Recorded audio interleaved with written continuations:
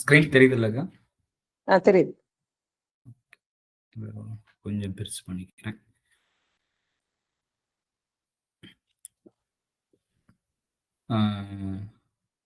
வசனங்கள் அத்தியாயம் 2 வசனங்கள் வரிசையா பார்த்துட்டு வர்றதுல அத்தியாயம் 2 வசனம் 275ல ரிபா பத்தின சில தெளிவுகள் நம்ம பார்த்துட்டு இருக்கோம். அவ்வளவுதான்.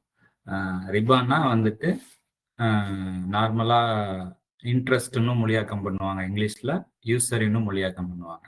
ஓரளவுக்கு நெருக்கமான மொழியாக்கம்னு பார்த்தோம்னா இன்ட்ரெஸ்ட்டை விட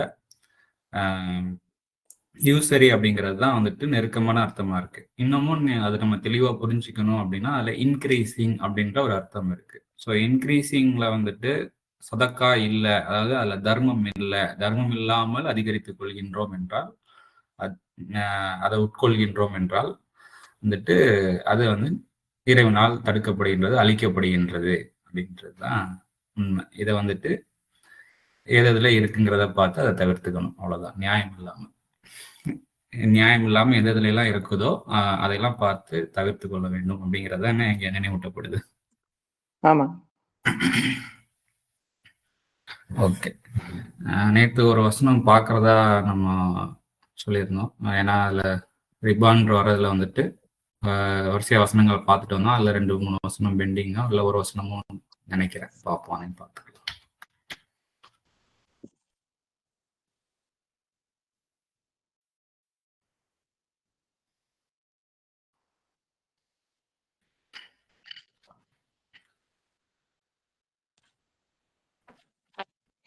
நாலுல 161 அங்கேயும் வந்து ரிபா வருது. 3ல 130 பார்த்தாச்சு.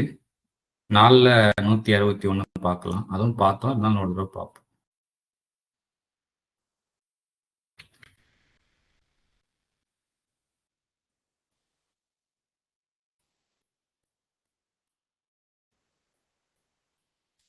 அது 160 பார்க்கணும். ஹாதுக்கள் அவர்களின் அக்கிரமத்தை கொண்டும் பெரும்பாலும் இறைவனின் வழியை விட்டு அவர்கள் தடுப்பதை கொண்டும், பெரும்பாலும், ஓகேவா, அவர்களுக்கு ஆகமாக்கப்பட்ட நல்லதை அவர்கள் மீது கட்டுப்பாடை ஏற்படுத்துகின்றோம். ரிபாவை எடுத்துக்கொள்கின்றனர், திடனாக அதை விட்டு தடுக்கப்பட்டுள்ளனர். அநீதத்தை கொண்டு மனிதர்களின் செல்வங்களை அவர்கள் புசிக்கின்றார்கள். அவர்களில் உள்ள அந்நிராகரிப்போருக்கு துன்புறுத்தும் தண்டனை சித்தப்படுத்தியுள்ளோம் அப்படின்னு சொல்லிட்டு ஹாதுக்கள் வந்துட்டு முக்கியமா வந்து ரிபா எடுக்கிறதாக ஹைலைட் பண்ணப்படுது. ரிபா யார் எடுத்தாலும் தப்புதான். முக்கியமா இங்க ஹாதுக்கள் வந்துட்டு, இப்ப ஹாதுக்கள் அப்படின்னாலே வந்து நம்ம யூதர்கள் அப்படின்னு சொல்லிட்டு நம்ம முடிவு பண்ணி வச்சிருக்கோம். ஸோ அந்த ஹாதுன்ற வார்த்தைக்குள்ள என்னென்ன அர்த்தம் இருக்குங்கிறதையும் நம்ம லைட்டா பார்த்துக்கலாம். இந்த அரபி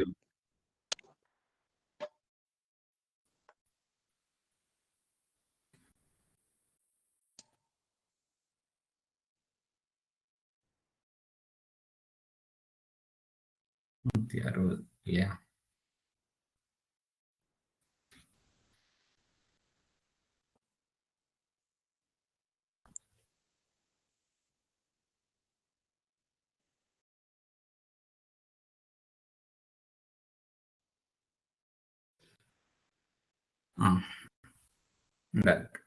நான் கிளிக் பண்றேன். இந்த வார்த்தைங்க எல்லாம் வருது. இப்போ ஹாதோன்னு வந்துச்சுன்னா ஜூஸ், அதாவது யூதர்கள்னு சொல்லி போட்டுறாங்க. அதுக்கப்புறம் இந்த ஹூது சமுதாயம்னு ஒண்ணு இருக்கு இல்லையா, அதுக்கும் வந்துட்டு அதே வார்த்தை தான். இந்த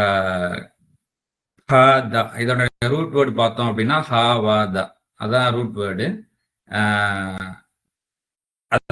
அதுக்கு வந்துட்டு ஜூஸ் அப்படின்ற அந்த அர்த்தத்திலையும் இந்த மூல எழுத்துக்களை கொண்ட வார்த்தை வந்து பயன்படுது. அதாவது ஹா வாதா, அதே மூல எழுத்துக்களை கொண்ட வார்த்தை வந்துட்டு ஹூது அப்படின்ற அந்த ஒரு சமுதாயத்தை குறிக்கிறதுக்கும் பயன்படுது.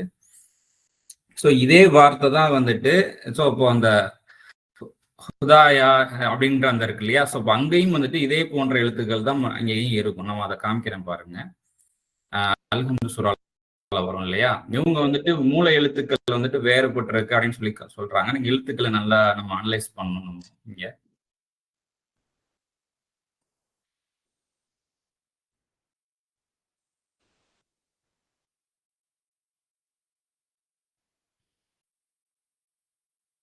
இதுல இஹ்தின சிராத்தல் முஸ்தகிம் சொல்லி சொல்றோம். ஸோ இதுலயும் பாத்தீங்கன்னா இந்த ஹதா அப்படின்ற இவங்க இதுல வந்துட்டு ரூட் வேர்ட் பாத்தீங்கன்னா ஹ தா யா அப்படின்னு சொல்லிட்டு அந்த ரூட் வேர்ட் போடுறாங்க.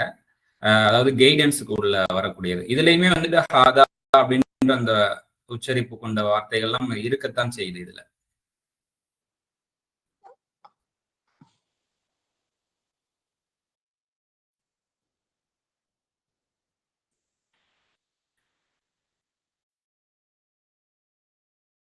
இந்த இருக்கு இல்லைங்களா?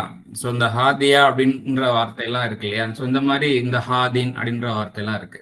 ஸோ இந்த வார்த்தையெல்லாம் வந்துட்டு பாத்தீங்கன்னா அதுக்குள்ள வந்துட்டு கெய்டு அப்படின்ற ஒரு அர்த்தம் இருக்கு அப்படிங்கிறத நம்ம இங்க விளங்கிக்கணும். இப்போ எப்படி கிறிஸ்தவர்கள் அப்படிங்கிறதுக்கு அரபில என்ன அப்படின்னா நசாராக்கள் அப்படிங்கிற ஒரு நசாரா அப்படின்ற ஒரு வார்த்தையை தான் வந்துட்டு தமிழ்ல வந்து கிறிஸ்தவர்கள், இங்கிலீஷ்ல கிறிஸ்டியன் சொல்லி போடுறாங்க.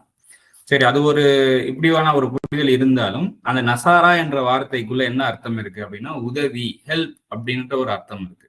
பொதுவாக பார்த்தோம் அப்படின்னா கிறிஸ்டியன்ஸ் பாத்தீங்கன்னா ஹெல்பிங்க்கு கொஞ்சம் பேர் போனவங்க தானே. அவங்க கொஞ்சம் நிறைய எஜுகேஷன்ஸ்க்கு இந்த இதெல்லாம் வச்சிருப்பாங்க. ரெட் கிராஸ் சொல்லிட்டு யூனிவர்சலா வந்துட்டு இந்த பாலஸ்தீனம் இந்த இதெல்லாம் இப்பதான் வந்துட்டு வேற என்னமோ முஸ்லிம்களுக்கும் இது. ஆனா அந்த ரெட் கிராஸ் கூட தான் வந்துட்டு கனெக்ட் ஆகிருப்பாங்க. ரெட் கிராஸ் நான் கரெக்டா பேர் சொல்லணும்னு எனக்கு தெரியல. இப்போ அங்க எங்கெங்க எல்லாம் போர் இல்ல பெரும் அழிவு நடக்குதோ அங்க எல்லாம் போயிட்டு ஹெல்ப் பண்றதுக்குன்னு ஒரு அமைப்பு. ஆனா அது இனிஷியேட் பண்ணவங்க பார்த்தோம்னா நசாராக்கள், கிறிஸ்டியன்ஸ். ஸோ அப்போ அதில் ஹெல்பிங்னு ஒரு இது இருக்கு. ஸோ அப்போ கிறிஸ்தவர்கள்ன்ற ஒரு சமுதாயத்தை குறித்தாலும் அதற்குள்ள வந்துட்டு உதவுதல் அப்படின்ற ஒரு அர்த்தம் இருக்கு. ஸோ உதவக்கூடிய யாராக இருந்தாலும் அந்த கேட்டகரிக்குள்ள வந்துருவாங்க நசாராக்கள். ஓகே, அதை வந்துட்டு எதுக்கு உதவுறாங்க, சரியான விஷயத்துக்கு உதவுறாங்களா, உதவும் மனப்பான்மையில இரக்கத்தன்மையில வந்துட்டு என்ன பண்ணிடுறாங்கன்னா சில நேரம் எமோஷனல் ஆகி எக்ஸ்ட்ரீமா போயிடுவாங்க. அதுல வந்த வார்த்தை தான் வந்துட்டு ஈசாவை வந்துட்டு மரியமின் மகன் ஈசா நபியை வந்துட்டு கடவுள் ரேஞ்சுக்கு தூக்கிடுறது. அதே போல ஹாதுக்கள் என்ன பண்ணிடுறாங்க அப்படின்னா அந்த நம்மளுக்கு நிறைய தெரியும், எங்களுக்கு நிறைய தெரியும் அப்படின்ற அடிப்படையில் பிரைட மேல தூக்கிடுறாங்க.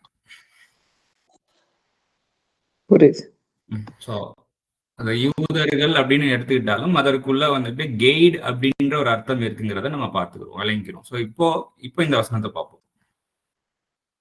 இப்போ ரிபாவை வந்துட்டு அவங்க எடுத்துக்கிறாங்க. இப்ப யாரெல்லாம் வந்துட்டு கெய்ட் பண்ற கேட்டகரியில இப்ப கரண்டாவும் இப்ப இந்த குரானை பொறுத்த வரைக்கும் வந்து இன்றளவும் வந்துட்டு கரண்டா பார்த்து பேசக்கூடிய ஒரு வசனமாக இருக்கு. எக்காலமும் வந்துட்டு வழிகாட்டக்கூடியதாக அத்தாட்சியாக இருக்கு. ஸோ இப்ப இந்த அளவுல பார்த்துக்கிட்டோம் அப்படின்னா இருக்கிறதுலே அதிகமான பண சுரண்டல் எங்க நடக்குது அப்படிங்கும் போது அதுல ஒரு துறை வந்து எஜுகேஷன் சிஸ்டம் இல்லையா? அதுல மறுப்பதற்கே இல்லை.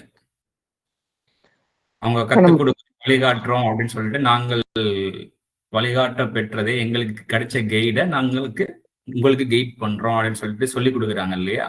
அவங்க அந்த சிஸ்டம் எல்லாரையும் சொல்லல, ஆனா அதுல பெரும்பாலும் பணச்சுரண்டல் நடக்குது.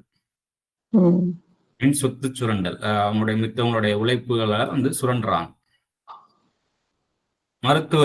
மருத்துவத்துறை நாங்க வந்துட்டு எப்படி உடல்ல ஆரோக்கியமா வச்சுக்கணும், நோய்களை எப்படி குணப்படுத்தணும் அப்படிங்கிறதுக்கு எங்களுக்கு ஒரு வழிகாட்டல் இருக்கு, அதை உங்களுக்கு வழிகாட்டுறோம்னு சொல்லி சொல்றாங்க. அங்கேயும் நிறைய உழைப்பை சுரண்டக்கூடிய விஷயம், அங்க நல்ல விஷயம் நல்லெண்ணத்தோட நடக்கக்கூடிய 1-2 நபர்கள் இருந்தாலும் அங்க அந்த சுரண்டல்ங்கிறது இருக்கத்தானே செய்யுது, மறுப்பதற்கே இல்லையே. ஆமா, இது வந்து மறைமுகமா இப்ப இது வந்து எல்லாரும் ஓவராலா வந்து புலம்பிக்கிட்டு இருக்க விஷயங்கள் தான் மருத்துவம், எஜுகேஷன் எல்லாமே. மெடிக்கல்ல இன்னொரு படிக்காதவன் எல்லாருமே வந்து அதுல பாதிக்கப்பட்டு இன்னைக்கு சொல்றேன், இன்னைக்கு வந்து எல்லாம் மறைமுகமா எல்லாம் இல்ல, வெளிப்படையவே தெரியும். இன்னொரு ப்ரொஃபஷன் எடுத்துக்கிட்டோம் அப்படின்னா நீதித்துறை, வழக்கறிஞர்கள். நீதி நியாயத்தை எடுத்து சொல்லக்கூடிய அந்த வழக்கறிஞர்கள் எத்தனை வழக்கறிஞர்கள் நியாயமா நின்று நியாயத்தை வழங்கி கொடுக்கிறவங்க இருக்கிறாங்க, அதுல ஒரு சுரண்டல் இருக்கு இல்லையா? எல்லாமே இவங்க எல்லாமே ஹாதுக்கள் கேட்டகரிக்குள்ள வந்துருவாங்கன்னு சொல்றேன். யூதர்கள் மட்டும் கிடையாது. உங்களுக்கு அண்டர்ஸ்டாண்ட் பண்ணிக்க முடியும்னு நினைக்கிறேன் நம்மளுக்கு. நல்லாவே பண்ண முடியுது. அதாவது ம். கைட் பண்ற இடத்துல இருக்கிறவங்க வந்து ம். இறைவனோட வழிகாட்டுதல் படி அவங்க கைட் பண்ணாம, ம். அதுக்குள்ள ம். விஷயத்த அதுதான் வந்து அந்த ரிபாவ கொண்டு வர்றாங்க. குர்ஆன் அதே சொல்லுது. இத சாதகமா பயன்படுத்திக்கிறாங்க. ஒருத்தனுடைய அறியாமைய சாதகமா பயன்படுத்திக்கிறாங்க. ம். புரியுதுங்க தம்பி. ஸோ இது வந்து கூடாது. இன்னும் நீங்க YouTubeல ஏதாவது ஒண்ணு நீங்க ஏதோ ஒண்ணு படிக்க போறேன். கலெக்டருக்கு படிக்க போறோம். நம்ம ஐஏஎஸ் படிக்க போறோம். இல்ல ஏதோ ஒண்ணு படிக்க போறான்னா, உடனே பார்த்தீங்கன்னா விளம்பரமா வந்து தள்ளும். இது நீங்க 1 வாரத்துல கத்துக்கலாம். இந்த ஃபீஸ் இவ்வளோ ஃபீஸு. ஒரே நாள்ல கத்துக்கலாம். ஒரு நாளைக்கு ரூ. 1000 சம்பாதிக்கணுமா? இத நீங்க வந்துட்டு இந்த கிளாஸ்ல சேருங்க. இப்போ கைடன்ஸ்ல தான் அதிகமான சுரண்டல் நடக்குதுங்கிறது கண்கூடா தெரியுது. தெரியுது. அதான். ஸோ இது இது மறுப்பதற்கே இல்ல. சூப்பர். ரிபானா என்ன அப்படிங்கிறத நல்லா நம்ம விளங்கிக்கிற வேண்டியிருக்கு. ஏன்னா நம்ம ஒரு சிஸ்டம் வந்துட்டு ஒரு கால்குலேஷன் பேஸ்டு வந்து ஒரு சிஸ்டம் போயிட்டு இருக்கு. ஒரு பேங்கிங் சிஸ்டம். அதை பார்த்து மட்டும் நம்ம ரிபான்னு சொல்லியிருக்கோம். அது உண்மையிலேயே ரிபா கேட்டகரிக்குள்ள வருதா அப்படிங்கிறதையும் நம்ம அனலைஸ் பண்ணணும். தவிர்த்து நிறைய இடங்கள்ல ரிபா இருக்கு. இப்ப பாத்தீங்கன்னா ஸ்கூல் வந்து ஒரு அக்ரிமெண்ட் பேஸ்டு தான் பசங்களை போய் சேர்க்கிறாங்க. ஆனா நம்ம அக்ரிமெண்ட்டை நம்ம வந்துட்டு அந்த சிஸ்டம் நம்ம வந்துட்டு தப்பு சொல்றோமா, அந்த சிஸ்டம்குள்ள நடக்கக்கூடிய குளறுபடிகள் அதான் நம்ம சொல்றோம். இப்ப வந்துட்டு அந்த சிஸ்டத்தையே டோட்டலாவே நம்ம வந்து சொல்லிட்டோம் அப்படின்னா வந்து இது மாதிரி ஆயிடும். நம்ம அந்த எச்சரிக்கப்பட்டதுலயே அவங்க வந்துட்டு அக்ரிமெண்ட்டை வந்துட்டு ரிபான்னு சொல்றாங்க அப்படின்னு. அப்படி கிடையாது. அந்த அக்ரிமெண்ட்டுக்குள்ள நடக்கக்கூடிய ஒரு சுரண்டல் மீன்ஸ் அந்த சிஸ்டத்தை நம்ம சொல்லல. அந்த அக்ரிமெண்ட் ஒரு பெற்றோர்கள் பிள்ளைகளை வந்துட்டு நல்லா படிச்சவங்க கிட்ட போயிட்டு ஒப்படைக்கிறாங்க. இதை நல்லபடியா சொல்லி கொடுங்க அப்படின்னு சொல்லிட்டு. சோ அப்ப அவரும் சொல்லி கொடுக்குறாரு. இதுக்கு நான் ஏதாவது நான் உங்களுக்கு தர்றேன் அப்படின்னு சொல்லிட்டு. இதுக்கு நடுவுல ஒரு சுரண்டல் நடக்குது இல்லையா? அறியாமையை பயன்படுத்தி அதிகரித்துக் கொள்கின்றார்கள் இல்லையா? இததான் ரிபா அப்படின்னு சொல்றாங்க. கண்டிப்பா.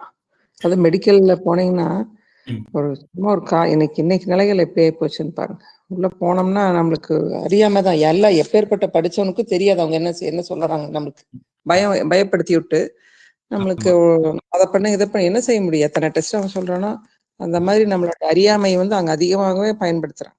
அங்க ஒண்ணுமே நம்மளால அதிகமா யூஸ் பண்ணுவாங்க. தெரியாது, ஒண்ணும் புரியாது. ஒண்ணுமே புரியாது.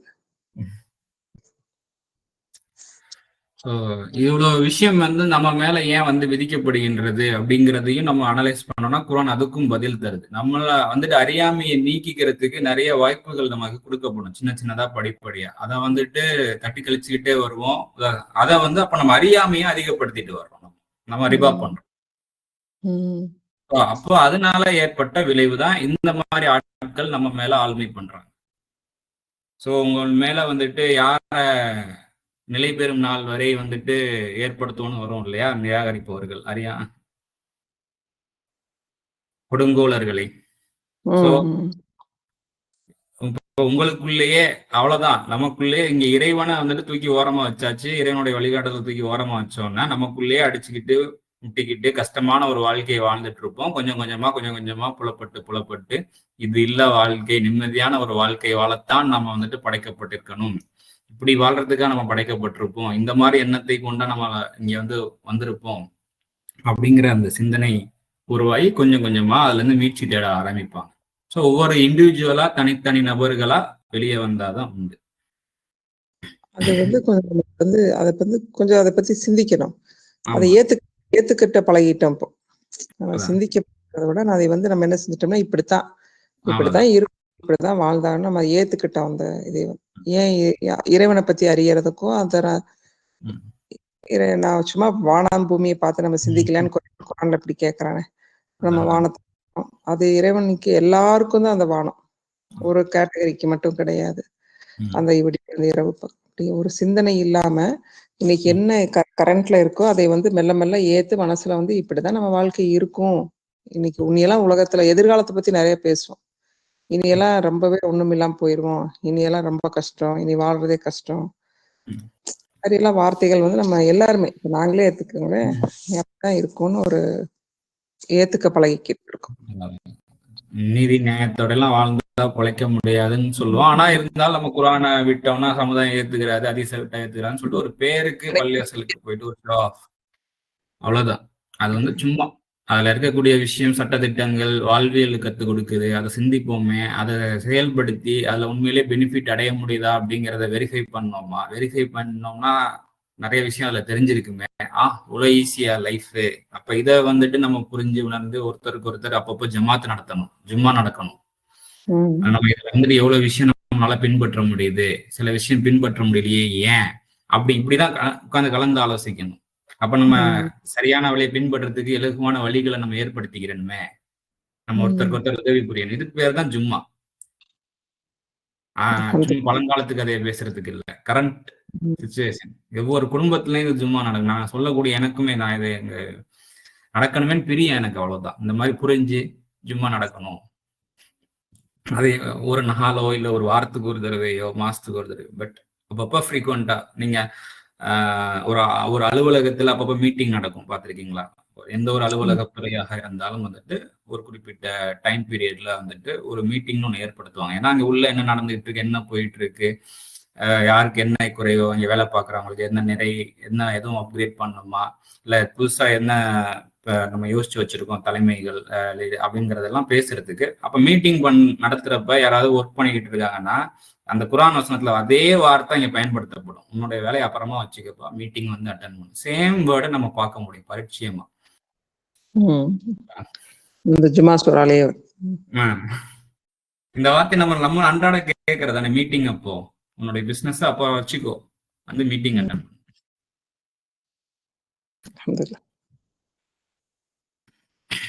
ஸோ இதுதான் வந்துட்டு ஜும்மா. ஸோ இப்போ இந்த ரொம்ப யதார்த்தமான ஒரு விஷயத்தை பத்தி குர்ஆன் வந்து ரொம்ப அழகா பேசிக்கிட்டு வருது. ஹாது அப்படிங்கிறது நீங்க எல்லா இடத்துலயும் இருக்குன்னு இப்ப நீங்க சொல்றீங்க. ஹாது அப்படின்னா நம்ம வந்து யூதர்கள்னு சொல்லிட்டோம். இப்ப நம்ம நான் அந்த கேட்டகரியில இல்ல, எனக்கு நான் சேஃப். சரிங்களா? இப்போ வந்து ஹாது அப்படிங்கிறது அது யாரோ யூதர்கள், பாலஸ்தீனத்துல எல்லாம் பண்ணிட்டு இருக்காங்க யூதர்கள். அவங்க வந்து அவங்கள பத்தி இந்த குர்ஆன் பேசுது. எனக்கு இந்த குர்ஆன்ல அந்த அந்த வசனத்துக்கும் எனக்கு சம்பந்தம் இல்லை. ஏன்னா அவங்க தானே அந்த இருக்குவாங்க, நல்லா சொல்லியிருக்கிறான் அப்படின்னு சொல்லிதான் நம்ம இவ்வளவு நாளா இருக்கோம். இப்ப நானே ஒரு ஹாதுங்க கெட்ட இல்ல, ஹாது அப்படிங்கிறது எடுத்து சொல்லக்கூடியவங்க, வழி நடத்தக்கூடியவங்க. அவங்க எப்படிலாம் நடந்துக்கணும் அப்படின்னு சொல்றோம், அவங்க இப்படி மாறி நடக்கிறாங்கன்னு ரெண்டையுமே எல்லாம் சொல்றோம். ஹாதுக்கள் தப்பா நடக்கிறாங்க அப்படிங்கறத கரண்ட் இதை வந்து எடுத்து இறைவன் சொல்றான். எல்லா காலகட்டத்திலயும் நடந்துகிட்டு இருக்கு. ஒருத்தனுக்கு ஒரு விஷயம் தெரிஞ்சிருக்கு, இன்னொருத்தவங்களுக்கு தெரியல. அப்ப தெரியாதவங்க தெரிஞ்சவங்க கிட்ட வந்து கேட்டு அறிந்து கொள்ளும் பொழுது தெரிந்தவர்கள் சில நேரம் அதை சாதகமாக பயன்படுத்திக் கொள்கிறார்கள். அறியாமைக்காரன். மெடிக்கல் போனா ஒரு கொஞ்சம் ஒரு மனிதாபிமானம் வேண்டாமா? கொஞ்சம் கூட இல்லாம வந்து அவன்கிட்ட இருக்க அந்த ஹாஸ்பிட்டல்ல அழுதுட்டு அந்த முகத்தை அந்த படிச்சவங்களுக்கு நசாரா ஏதோ ஒண்ணு இருக்கு, அவங்களுக்கு எதுவுமே இல்ல, ஹாதும் இல்ல, நசாரா இல்ல, படிச்சு இத்தனை பெரிய பட்டம் வாங்கி ஒரு ஹாஸ்பிட்டல்ல அவங்களுக்கு தெய்வம்னு எல்லாம் சொல்றாங்க. ஆனா கூட அவங்களுக்கு கருணை வந்து இறங்குறது. அந்த மாதிரி காசு மட்டும்தான் மோட்டிவா இன்னைக்கு இருக்கு. பெரும்பாலும் அதுலயும் ஒரு சில விதிகளுக்கா பார்க்க முடியும். ஏன் அவங்க எல்லாம் நம்ம கண்ணுக்கு தெரியல அப்படின்னா அந்த லெவல்ல நம்ம அதுலயும் நல்லவங்களும் எங்கேயோ இறைவன் இல்லாம இருக்க மாட்டாங்க. ஸோ அவங்க எல்லாம் நம்ம கண்ணுல இருந்து மறைக்கப்பட்டிருக்காங்க. ஏன்னா அதை நம்ம நினைச்சு பார்க்கல, இப்படி இருக்குது துறையில இவ்வளவு அனாச்சாரம் இருக்குது, இது வேண்டாமேன்ற ஒரு விருப்பத்தை முன் வைக்கல நம்ம. அழுத்தமா வேண்டாம்னா அடுத்து நீ என்ன செய்யணும், அதுக்கடுத்து சிந்தனை டிராவல் நிறைய சொல்லி கொடுக்கப்படும். அதன் பக்கம் கவனத்தை நம்ம ஒருநிலைப்படுத்தும் போது நிறைய கற்றுக் கொடுக்கப்படும். ஒன்னும் இதுல இன்னொரு ஃபேக்ட் என்ன அப்படின்னா, ஒரு மருந்தை வந்துட்டு ஒரு 10 லட்சம் ரூபாய் அப்படின்னு சொல்லிடுவாங்க. அந்த மருந்தை தயாரிச்சவன் சொல்லிடுவாங்க, அதை வந்து டாக்டரும் சொல்லிடுவாங்க, அதை வச்சு மருத்துவம் பண்றதுக்குன்னு ஒரு ஃபீஸையும் நிர்ணயம் பண்ணி இவ்வளோன்னு சொல்லிடுவாங்க. இதை அவங்களால கட்ட முடியாது. இதுக்காக வந்துட்டு நிதி உதவி கேட்டு வருவாங்க. அதுல யாராவது வந்துட்டு அதுல அவங்களே தேவையில இருக்கிறதுனால சில பேருக்கு இருந்தும் வந்துட்டு கொடுக்க முடியாதபடி இருப்பாங்க. அது இன்னொரு தேவைக்கு இருக்கும். ஸோ அப்போ அவங்கள பார்த்து நீ வந்து இரக்கமே அல்லவன் அப்படின்னு சொல்லிடுவாங்க. ஏப்பா உனக்கு மருத்துவம் உயிருக்கு போராடிட்டு இருக்கும் போது இவ்வளவு லட்சம் ரூபாய் கொடுத்தாதான் நான் மருத்துவம் பண்ணுவேன்னு சொன்னது உனக்கு இரக்கமற்றதா தெரியல. ஒரு 10 ரூபாய் என்னால கொடுக்க முடியல, எனக்கு தேவை இருக்குன்னு சொன்ன இவனை பார்த்து நீ இரக்கமற்றவன்னு சொல்றியா அப்படின்னாரு. புரியல எப்படிங்க சார்? அதாவது மருத்துவத்துறையில ஒரு மருத்துவ பார்க்கக்கூடியவங்க ஒரு மருந்து உயிருக்கு போராடிக்கிட்டு இருக்கான், இந்த மருந்து கொடுத்தா சரியாயிரும் அந்த மருத்துவர் சொல்றாரு. அது உண்மையா பொய்யாங்கிறது 2ஆம் பட்சம். இத அப்ப அந்த மருந்தினுடைய விலை சில மருந்தினுடைய விலை பாத்தீங்கன்னா 15-20 லட்சம் ரூபாய் லட்சக்கணக்கில் இருக்கும் சில மருந்துகள். இப்ப இதுக்கு வந்துட்டு ஃபண்ட் ரைசிங் பண்றதுக்காக சில பேப்பர்ல எழுதி வருவாங்க. அப்போ ஒரு சில பேர் வந்துட்டு பணக்காரங்களா இருப்பாங்க. அந்த பணம் வந்துட்டு எல்லாம் லாக் ஆகிருக்கும். பாக்குறதுக்கு வெளியே வீடு ஆடம் இதுவா இருக்கும், எல்லாமே லாக்டா இருக்கும். அவங்க வந்து ரொம்ப கம்மியான ஒரு அமௌண்ட் தான் கொடுப்பாங்கன்னு வச்சுடுவோமே. அது உனக்கு என்ன ஒரு இவ்வளவு கருமித்தனமா இருக்கிறியே உனக்கு அப்படின்னு சில நேரம் எண்ணம்லாம் தோணும் இல்லையா, கொடுக்க மாட்டேங்கிறாரு எப்பா உனக்கு அங்க உயிருக்கு போராடிக்கிட்டு இருக்கிற அவருக்கு பார்த்து இவ்வளவு லட்ச ரூபா கொடுத்தாதான் ட்ரீட்மெண்ட் பண்ணுவேன்னு சொன்ன டாக்டரை பார்த்து நீ அந்த வார்த்தையை சொல்லல, இந்த மருந்து கம்பெனியை பார்த்து சொல்லல. அதான் ஏத்துக்க பழகிட்டோம்ல மனசுல வந்து இது இப்படிதான் அப்படின்னு அதை ஏத்துக்கிட்டு அடுத்து நமக்கு வந்து இப்ப நேத்து தங்கச்சி கூட பேசு அதை இன்ட்ரெஸ்ட் போறதுன்னு சொல்லி இப்போ ஏதோ கொஞ்சம் சமீபத்துல ஒருத்தங்களுக்கு வந்து இப்போ வட்டிக்கு போகாதீங்க கடன் வாங்காதீங்கன்னு சொன்னா ஒரு பொண்ணுக்கு வந்து பாம்பு கடிச்சிருச்சாமா. பாம்பு கடிச்சிருச்சு, அந்த பொண்ணுகிட்ட காசு இல்லை, அவங்க வீட்டுல ஒண்ணுமே இல்லை. போய் உதவி கேட்கறாங்க பள்ளியில இந்த மாதிரி ஏதோ. அப்ப வந்து நாளைக்கு வாங்கன்னு என்னமோ சொல்லியிருக்காங்க. இப்ப நாளைக்கு வரைக்கும் அந்த பிள்ளைய எப்படி உயிரோட நாளைக்கு எப்படி வைக்க முடியும்னு உடனே போய் ஒரு வட்டிக்காரங்கள்ட்ட கேட்கறப்போ அவங்க இறக்கப்படுறாங்களாமா. ஐயோ நீ உடனே போமா, நான் உனக்கு ஜிபே பண்ணி விடுறேன், வட்டிக்கே வாங்காதனால அவங்க உடனே கொடுத்தாங்க. நம்ம இங்க போய் கேட்கறாங்க. அந்த பொண்ணு சொல்லிச்சாமா, நம்ம காசு கேட்கும் போது எங்களுக்கு ஒரு உதவி கேட்கும் போது டக்குன்னு வரல, எந்த டைம்ல எதை அந்த செய்யணும் இல்லையா அப்படின்னு சொல்லி இந்த மாதிரி நிர்பந்தம் தள்ளப்படுறதுக்கு எல்லாருமே இப்ப வந்து ஒருத்தங்க போறாங்கன்னா அதுக்கு இருக்கிறவங்களும் ஒரு காரணம் தானேங்க, இருக்கிறவங்களும் ஒரு காரணம். அதுக்கப்புறம் வந்துட்டு அந்த ரிபானா வந்துட்டு யூசரி அதையும் ரொம்ப நல்லாவே இங்க ஞாபகப்படுத்திக்க வேண்டியதா இருக்குது. அதாவது ஒரு கணக்கீடே இல்லாம ஒரு கால்குலேஷன் பேஸ்டே இல்லாம கண்டமேனிக்கு வந்துட்டு ஒரு பர்சன்டேஜ் வைக்கிறது, அதுதான் வந்து ரிபா. இப்ப ஒரு கால்குலேஷன், ஓகே பணவீக்கம் வந்து இப்படி போயிட்டு இருக்கு, இன்னைக்கு இவ்வளவுக்கு வாங்கக்கூடிய பொருள் வந்துட்டு கொஞ்ச நாள் கழிச்சு இந்த விலைக்கு அந்த பொருளை வாங்க முடியாது, கொஞ்சம் கூடும். அன்றாட தேவை உள்ள பொருட்கள், உணவு வகைகள் எடுத்துக்கிறோம், உணவு, தண்ணி, உடை, இருப்பிடம் சொல்லிட்டு. ஸோ இப்போ இந்த தேவைகளை வந்துட்டு இன்னைக்கு 100 ரூபாய் கொடுத்து வாங்குறோம்னா அந்த ஒரு பொருளை, அதே பொருளை வந்துட்டு ஒரு வருஷம் கழிச்சு அந்த 100 ரூபாய்க்கு அதை வாங்க முடியாது. இந்த விகிதத்தின் அடிப்படையில் ஒரு கால்குலேஷன் போட்டு இப்ப வந்து இஸ்லாமிக் பேங்க் எல்லாம் வைக்கிறாங்கல்ல, அவங்களுக்கு என்ன பிரச்சனை அப்படின்னா இன்ட்ரெஸ்ட்னு அவங்களுக்கு சொல்றதுக்கு வலிக்குது, அவ்வளவுதான், வேற ஒண்ணும் இல்லை. அவங்க வந்துட்டு ப்ராஃபிட் ஷேரிங்னு சொல்லிட்டு சிம்பிளா பேரை மாத்திக்கிறாங்க, அவ்வளவுதான். மொத்தத்துல வந்துட்டு ஒரு வருஷத்துக்கு வேலை ஒண்ணுதான் நடக்குது, பேரை மாத்திக்கிறாங்க, பேரை மட்டும் மாத்திக்கிறாங்க, அவ்வளவுதான். வேற வழி இல்லை, அப்படி நடந்தாகணும் சொல்றேன். சோ வந்து ஏன்னா இன்ட்ரெஸ்ட் வந்து ரிபா கூட கனெக்ட் பண்ணி பேசியாச்சு. இப்ப இந்த இன்ட்ரெஸ்ட் பேரை வந்து சொல்ல முடிய மாட்டேங்குது. ஸோ அதனால என்ன பண்ணிட்டாங்க, ப்ராஃபிட் ஷேரிங் அப்படின்ற அடிப்படையில வேற ஏதோ பேரை வச்சு பேங்கிங், இஸ்லாமிக் பேங்கிங் நடத்துது. அவங்களுக்கு தெரியுது இப்போ 5 வருஷத்துக்கு முன்னாடி ஒரு 10 லட்ச ரூபா வாங்குறாங்கன்னா 5 வருஷம் கழிச்சு திருப்பி 10 லட்ச ரூபா வாங்க முடியாது. இப்ப கரண்ட் வேர்ல்டு சினாரியோல வந்துட்டு அந்த 10 லட்ச ரூபா வந்து 5 லட்ச ரூபாய்க்குள்ள 10 லட்ச ரூபா மதிப்பு கிடையாது அது அப்படிங்கறது அவங்க நல்லா தெரியுது. அப்போ அவங்க வந்துட்டு ஒரு கால்குலேஷன் போடுறாங்க. எப்படி போடுறாங்கன்னா, நீங்க 5 லட்சம் எதுக்காக வாங்குற, எந்த பிசினஸ் வாங்க அப்படின்னு சொல்லிட்டு. ஸோ மொத்தத்துல வந்துட்டு ஒரு சின்ன ஒரு படி வந்துட்டு நியாய உணர்வுகள் கூடுதலாக சேர்ந்திருக்கும். இப்போ அந்த கொஞ்சம் பொதுப்படையா அவன் பார்ப்பான் அந்த பேங்கிங் இருக்கான். இருந்தாலும் அங்கேயும் பாத்தீங்கன்னா ஆஸ் பர் கவர்மெண்ட் ரூல் படி வந்துட்டு கஷ்டப்படும் பொழுது கடன் தள்ளுபடி எல்லாம் நடக்கிறதுக்கு அங்க உள்ள அதுக்குள்ளேயும் ஒரு சிஸ்டம் இருக்கத்தான் செய்யுது, சொல்றேன். இதுதான் இப்ப இத வந்து நல்லா நம்ம தெரிஞ்சுக்கணும். ஏன்னா ஒரு வந்துட்டு இப்போதைக்கு உள்ள அந்த சூழல்ல ஒரு சிஸ்டம் அதுக்குள்ள படிப்படியா தான் அதுல இருந்து வந்து சரி பண்ண முடியும். அதுல வந்து சரி பண்றதுக்கு உண்டான ஒரு விஷயத்தையும் சேர்த்து நாமே தடை செய்து வச்சுக்கிறோம். இப்ப இந்த மாதிரி ஆட்களுக்கு, இந்த மாதிரி சாதுக்களுக்கு என்ன நடக்குது அப்படின்னா, அவங்களுடைய வாழ்க்கை வந்து ரொம்ப நெருக்கடி மிக்கதாக மாறும் நீங்க சொல்லப்படுது. அவர்கள் அந்த மாதிரி தடுக்கிறதுனால அவர்களுக்கு ஆகுமாக்கப்பட்ட நல்லதே அவர்கள் மீது கட்டுப்படும். பெரும்பாலும் நீங்க டாக்டர்ஸ் இந்த மாதிரி அதிகமா பண்ணக்கூடியவங்க பாத்தீங்கன்னா அவங்களுக்கு நிறைய உணவு ஒத்துக்கிறாம போயிடும். ரொம்ப நல்ல உணவா இருக்கும், ஆனா அவங்களால அதை சாப்பிட முடியாது. அந்த வசனம் வந்துச்சுல அது மாதிரி, அதாவது மஸ்தத்துக்கும் சைத்தான் தீண்டியதை போல அப்படின்னு, தீயோன் தீண்டியதை போல அவங்க குழப்ப நிலையில இருப்பாங்க, குழப்பமா இருக்கு. ஏன்னா அவங்களுக்கு படிச்சு இது நல்லதா சரியான ஓவர் ரெஸ்ட்ரிக்ஷன், அவங்களுக்குள்ளே ஒரு குழப்ப நிலை ஏற்பட்டு நிறைய நடக்கும் அங்க உள்ள நடக்கும்னு வச்சுங்களேன். சின்ன டாக்டர்ஸோடைய பசங்க தான் சின்ன வயசுலயே பாத்தீங்கன்னா கண்ணாடி போட்டிருப்பாங்க. அந்த தோல் பிரச்சனை அது நிறைய இருக்கும். ஸோ அதுல இருந்து மீண்டு வரணும் அப்படின்னா இறைவனுடைய வழியை தான். மீன்ஸ் அதுக்காக மித்த டாக்டர் துறையில இல்லாதவங்க ரொம்ப நல்லவங்க எல்லாம் கிடையாது. இன்க்ளூடிங் எனக்கு முதற்கொண்டு எல்லா இடத்துலயும் அவங்கவுங்க பாத்துக்கணும். அதாவது இப்ப நம்ம குரானை படிக்கிறோம், அதை வந்து உரசி பார்க்கணும், உரைகள்லாம் வச்சுக்கணும். ஒவ்வொரு இடத்துலயும் அவங்கவுங்க யாருன்னு நம்மளுக்கு ஒரு சிரமமோ கஷ்டமோ வருதுன்னா என்ன தவறு நம்மள்ட்ட உரசி பார்க்கறதான குரான்.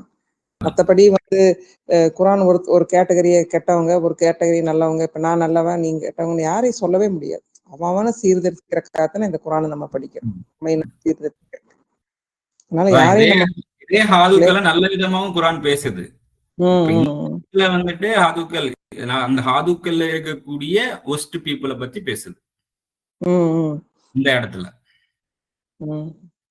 அவ்வளவுதான். அதிகமா வரும். அதுதானே சென்று, அதாவது யாரு வந்து நடத்துறாங்களோ அவங்க வந்து சொல்லிட்டா கண்மூடிட்டு இன்னைக்கு கேட்கக்கூடிய நிலையில தானே இருக்கிறாங்க. அப்ப அவங்கதான் வந்து அதிகமாவே அறியாம அறிஞ்சவங்கன்னா நம்ம என்ன செய்வோம்னா போய் அவங்கள்ட்ட தானே கேட்போம். என்ன என்ன எப்படின்னு கேட்கும்போது அவங்க கொஞ்சம் இரையச்சவாதிகளா இருந்தா சரியான முறையை கொடுத்துட்டாங்கன்னா அல்ஹம்துலில்லாஹ் நல்லா இருக்கும். அதாவது இறைவனுடைய வழிகாட்டலே வழிகாட்டல் அப்படின்னு சொல்லி சொல்றாங்க இல்லையா? அப்ப யாரு வந்து திருப்பி இறைவன் பக்கம் திருப்பி விடுகின்றார்களோ அவர்கள் தான் உண்மையான வழி. இறைவன் பக்கம் திருப்பி விடுறதுனா என்ன? தனியா முடிவெடுக்கணும். நீ ஒவ்வொரு தடவை என்கிட்ட வந்து கேட்கணுன்ற அடிப்படையில இல்லாம நீங்களே வந்துட்டு சிந்தனை அந்த மாதிரி அடிப்படையில அவங்கள வந்துட்டு டெவலப் பண்ணி விடுறாங்க அப்படின்னா அதுதான் உண்மையிலேயே வழிகாட்டு. மீன்ஸ் இறைவன் பக்கம் திரும்பி சாதுக்கள் வந்து நம்மளை இறைவன் பக்கம் திருப்பக்கூடியவங்களா இருக்கணும். ஆமா, அவங்களே மனசார இறைவன் பக்கம் திரும்பி இறைவன் கூட பேசுறதுக்கு கத்துக்கிறணும்.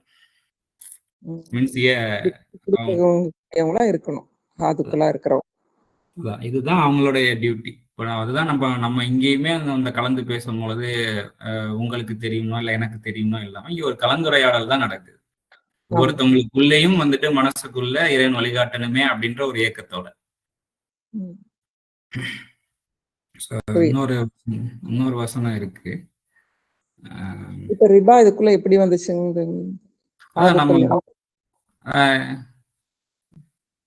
161 வருது இல்லையா? 161 வருது. ரிபாவை அவங்க வந்து எடுத்துக்கிறாங்க. திறனாக அதை விட்டு தடுக்கப்பட்டுள்ளனர். அது மாதிரி எடுக்கிறத வந்துட்டு அவங்களுக்கே உணர்வு, அந்த வழிகாட்டப்பட்டவர்கள் அவர்களுக்கே அந்த வழிகாட்டலும் கண்டிப்பா கிடைச்சிருக்கு. அநீதத்தை கொண்டு மனிதர்களின் செல்வங்களை அவர்கள் புசிக்கின்றார்கள். அவர்களில் உள்ள நிராகரிப்போருக்கு துன்புறுத்தும் தண்டனையை சித்தப்படுத்தி உள்ளோம். அந்நிராகரிப்பவர்களுக்கு, அதாவது ஹாதுக்கள்ல இருக்கக்கூடிய அந்த மாதிரியான நிராகரிப்பவர்களுக்கு துன்புறுத்தும் தண்டனை சித்தப்படுத்தி. அதாவது எல்லா ஹாதும் சொல்லல, ஹாதுக்களில் உள்ள அந்த நிராகரிப்பவர்களுக்கு.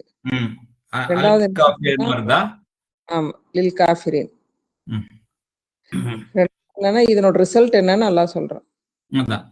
இவங்க எதுக்காக இதை செய்யறாங்கன்னா மனிதர்களுடைய செல்வங்களை வந்து தவறான முறையில அறியாமையை பயன்படுத்தி அவங்களுடைய உழைப்புகளை இவங்க பயன்படுத்திக்கிறாங்க. ஏன் அந்த மாதிரி எண்ணம் வருதுன்னா அந்த அளவுக்கு அந்த சிஸ்டம் அதுக்குள்ள நான் இந்த பொசிஷனுக்கு வர்றதுக்கு நான் எவ்வளவு செலவு பண்ணேன் தெரியுமா, எவ்வளவு கஷ்டப்பட்டேன்னு தெரியுமா அப்படின்னு நீங்க இந்த மாதிரி ஒரு சிஸ்டத்தை ஏற்படுத்திக்கிட்டு அதையே வந்துட்டு அப்பாவி மேல அதுல இருந்து எடுக்கணுங்கிறது தான்.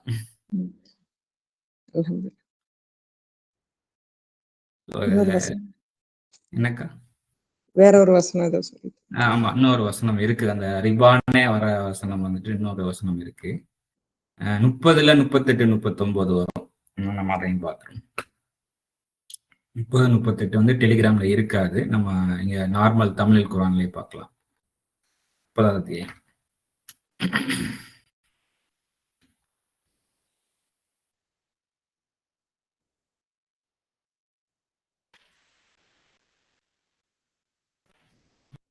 உறவினருக்குரிய அவர்கள் உரிமையையும் கொடுத்து விடவும் ஏழைக்கும் வழிபோக்கருக்கும் எவர்கள் அல்லாஹின் திருப்பொருத்தத்தை நாடுகிறார்களோ அவர்களுக்கு இது மிக்க நன்மையுடையதாகும். அவ்வாறு கொடுத்து வருபவர்கள் தான் வந்துட்டு வெற்றியாளர்கள் அப்படின்னு சொல்லப்படுது. முஃப்லிஹூன் சொல்லி சொல்லப்படுது. அதுக்கப்புறம் மனிதர்களுடைய செல்வங்களுடன் சேர்ந்து பெருகும் பொருட்டு இதுல நிறைய அந்த ராபா அந்த வார்த்தையே திரும்ப திரும்ப வரும் பாருங்க. பெருகும் பொருட்டு நீங்கள் வட்டிக்கு விடுவீர்களானால் அது அல்லாஹ்விடம் பெருகுவதில்லை. ரிபா பண்ணுவீங்க அப்படின்னா அது வந்துட்டு பெருகுவதில்லை. ஆனால் இறைவனின் திருப்பொருத்தத்தை நாடி ஜக்காத்துலாம் வருது. ஜக்காத்தாக எதை நீங்கள் கொடுக்கிறீர்களோ அத்தகையோர் தான் வந்துட்டு இரட்டிப்பாக்கி கொண்டவர்கள் அப்படின்னு சொல்லிட்டு வருது. இதை வந்துட்டு ஆரம்ப நம்ம ஃபர்ஸ்ட் மூமெண்ட்ஸ்ல வந்துட்டு நான் பண்ணது இருக்கும். கூகுள் சைட்ல பண்ணி வச்சிருக்கேன். அது எனக்கு தெரிஞ்ச மாதிரி அதுல பண்ணி வச்சிருப்பேன். இருந்தாலும் அதையும் பார்க்கணும். இந்த மாதிரி வேர்ட் பை வேர்ட் பார்க்கணுன்ற அடிப்படையில் இருக்கும்போது இது வந்து என்னுடைய பேக்கப்புக்காக உள்ளது. பார்ப்போம். அதுல 30 அத்தியாயம் இருக்கு. 30ல 38 39 இல்லையா? ஆக நெருக்கமுடையோருக்கு அவரது சத்தியத்தை கொடுக்கவும், ஏழைகளுக்கும் வலிமைந்தர்களுக்கும் அல்லாஹின் முகத்தை விரும்புகின்றார்களே அவர்களுக்கு அது மிகச் சிறந்தது. இறைவன் முகத்தை விரும்பக்கூடியவர்கள், இறைவன் முகம்னா என்ன? அன்பு, கருணை முகம். அதுதான் அதுதான் வந்துட்டு மெட்டபாரிக்கலா இங்க சொல்லப்படுது. நம்மளுக்கு வந்து ஒரு மனசுல ஒரு நிம்மதி, அந்த நிம்மதியை யார் விரும்புகிறார்களோ அவர்களுக்கு அது மிகவும் சிறந்தது அப்படின்னு சொல்லிட்டு, அதாவது அவங்களுடைய சத்தியத்தை அப்படின்னா வந்துட்டு அவங்களுக்கு உண்டான எது ஹக்கு, எது செஞ்சா ஹக்கோ, எது செய்தால் நியாயமோ அதை வந்துட்டு செய்யட்டும். அது வந்துட்டு உங்களுக்கு இறைவனிடமிருந்து ஒரு திருப்பொருத்தத்தை ஏற்படுத்துகின்றது. மனிதர்களின் செல்வங்களில் அதிகரித்துக் கொள்வதற்காக ரிபாவில் இருந்து எதையும் நீங்கள் கொடுத்தால் இறைவனிடம் அல்லாஹ்விடம் அதிகரிப்பதில்லை. அல்லாஹ்வின் முகத்தை விரும்பியவர்களாக தூய்மையிலிருந்து எதையும் நீங்கள் கொடுத்தால் அத்தகைய அவை பெருகுகின்றது. சோ வந்துட்டு அநியாயமா சம்பாரிச்சு நீங்க தான தர்மம் பண்ணி நீங்க தூய்மை அடைஞ்சிடலாம்னு நினைச்சிடாதீங்க. ரிபாங்கிறத சொல்றேன். நீங்க மிதமிஞ்சி நீங்க வந்துட்டு வேற எதுலையாவது நீங்க ஓவரா சம்பாரிச்சு அதுல இருந்து நீங்க எதையும் நீங்க கொடுத்தா அது வந்துட்டு அதிகரிக்கிறது இல்லை. அது மேபி காம்பன்சேட் வேணா ஆகலாம். உள்ள நீங்க அதிகமா சம்பாரிச்சுட்டு இருக்கிறது வெளியே போகலாம். ஆனா அது வெளியே முற்றிலுமா நீங்க வெளியே யாரும் இப்ப 10 லட்சம் ரூபாய் அநீதமா சம்பாதிச்சிருக்காங்கன்னா 10 லட்சம் ரூபாய் யாரும் கொடுக்க போறது கிடையாது. போயிட்டு அதுக்கப்புறம் நியாயமா சம்பாதிச்சவங்க இருக்கணும், அதுல இருந்து செலவு செய்யும் போதுதான் பெருகுதுன்னு சொல்றான்.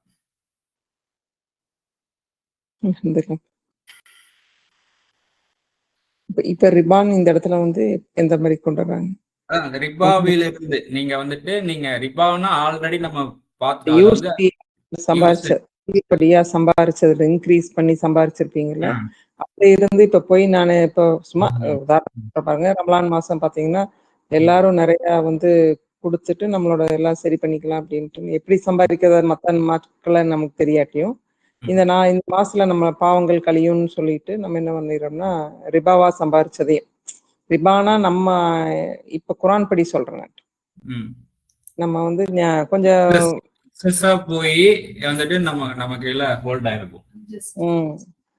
அந்த மாதிரி போய் நம்ம தான தர்மங்கள் அதிகமா அந்த மாசம் எல்லாம் செஞ்சுட்டு அப்ப தூய்மை எழுதிட்டோம் நம்ம நினைச்சுக்கிறோம். அல்ல அதை பெருக்கிறது இல்ல.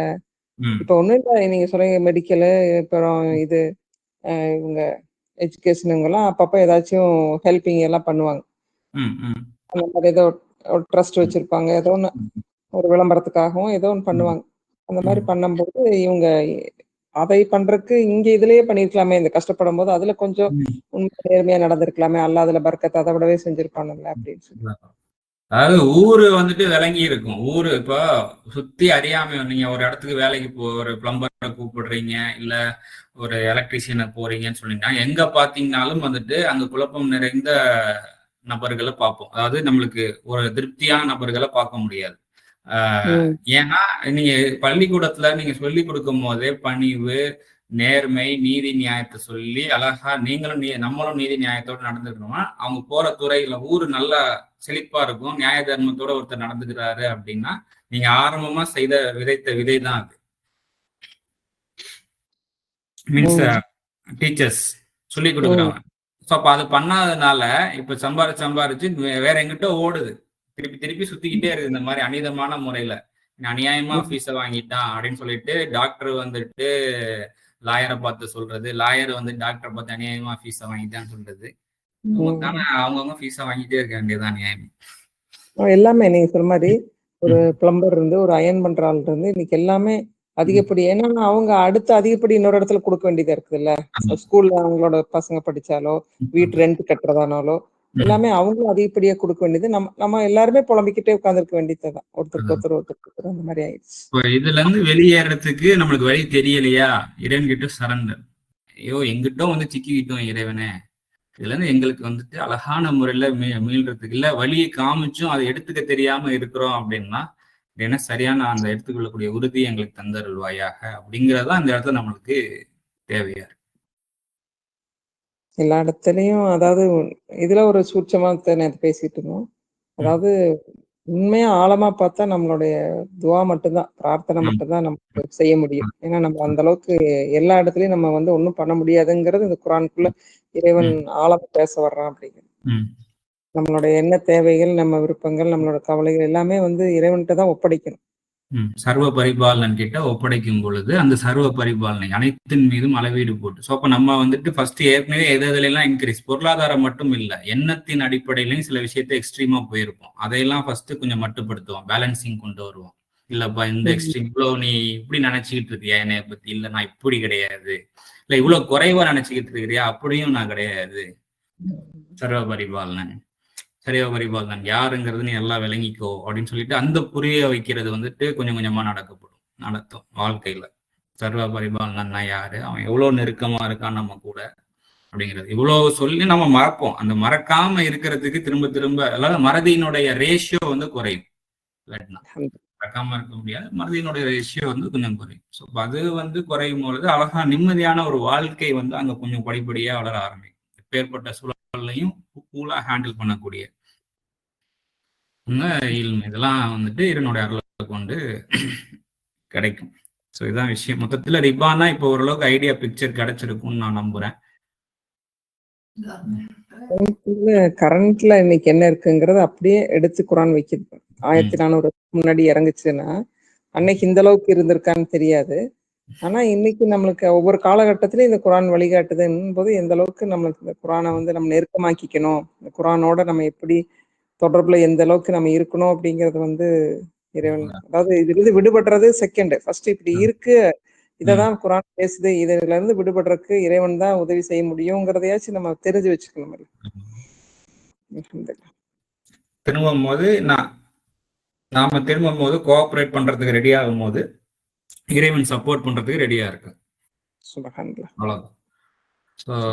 இப்போ பார்த்தோம்னா குரான் 1400 வருஷம் மட்டும் இல்லை, இது மனிதர்களுக்குன்னு சொல்லிடுச்சு. மனிதர்கள் இருக்கும் காலம் எல்லாம் இந்த குரான் மேபி பாஷைகள் மாறி இருக்கலாம், மேபி ஓமானம் எடுத்து சொல்லக்கூடிய விதம் மாறி இருக்கலாம். இந்த வாசிப்பு வந்துட்டு மனிதர்கள் எல்லார்கிட்டையுமே இருந்திருக்கு. ஸோ மனிதர்கள்னால இந்த அறியாமையை பயன்படுத்தி அறிந்தவர்கள் சம்பாதிக்கிறதுங்கிறது எல்லார்கிட்டையுமே இருந்திருக்கு காலந்தொட்டு. யாரோ ஒரு கேட்டகரிய சொல்ல கூடாத அளவுக்கு எவ்வளவு அழகான ஒரு விஷயத்தை. ஏன்னா ஏற்கனவே அவங்கள படைச்சிட்டு இந்த கூட்டம் அதான் இப்ப எனக்கு இதுல இருந்து ஒரு இது என்னதுன்னா, இப்ப நான் ஒருத்தங்கிட்ட வெறுக்கிறேன்னு வச்சுக்கோங்களேன், அவங்ககிட்ட சில குணம் இருக்கு, அதனால அவங்களே டோட்டலா வெறுக்க முடியாது. அந்த குணத்தை வந்து சீர்திருத்திக்குவாங்க பின்னாடி தெரியிக்கலாம். அதனால நான் அவங்களே டோட்டலா எப்படி வெறுக்க முடியுமா, இவங்களா எப்படி அந்த குணங்கள் வந்து மாறும். நல்லவன் கெட்டவன் நல்லவனாவான். அப்போ அந்த குணம்லாம் அடிப்படையில தான் பேசுது குரான், மனிதர்கள் அடிப்படையில பேசல. அந்தந்த டயத்துக்கு கொடுக்க வேண்டிய ரியாக்ட கொடுக்க வேண்டியதுதான். இப்போ ஒரு குணத்துல இருக்கான்னா இந்த குணத்துக்கு என்ன ரியாக்ட் பண்ணணுமோ அதுதான் ரியாக்ட். ஆனா அது எப்போதுமே மைண்ட்ல வச்சுட்டு இருக்க வேண்டிய அவசியம் இல்லை. இல்ல ஒரு கேட்டகரி வந்து அவங்க கெட்டவங்க அப்படின்னு சொல்லி நம்ம வந்து பண்ணும்போதுதான் ரொம்ப மனசுக்கு இதா இருக்கு. அவங்களுக்கு எப்படி இருக்குன்னா, இந்த குரான் வந்து எங்களை தான் தப்பா பேசுது, தொட முடியாத அளவுக்கு அவங்களுக்கு இதாயிரும்ல. குரான் வந்து இவங்களையெல்லாம் தான் பேசுது.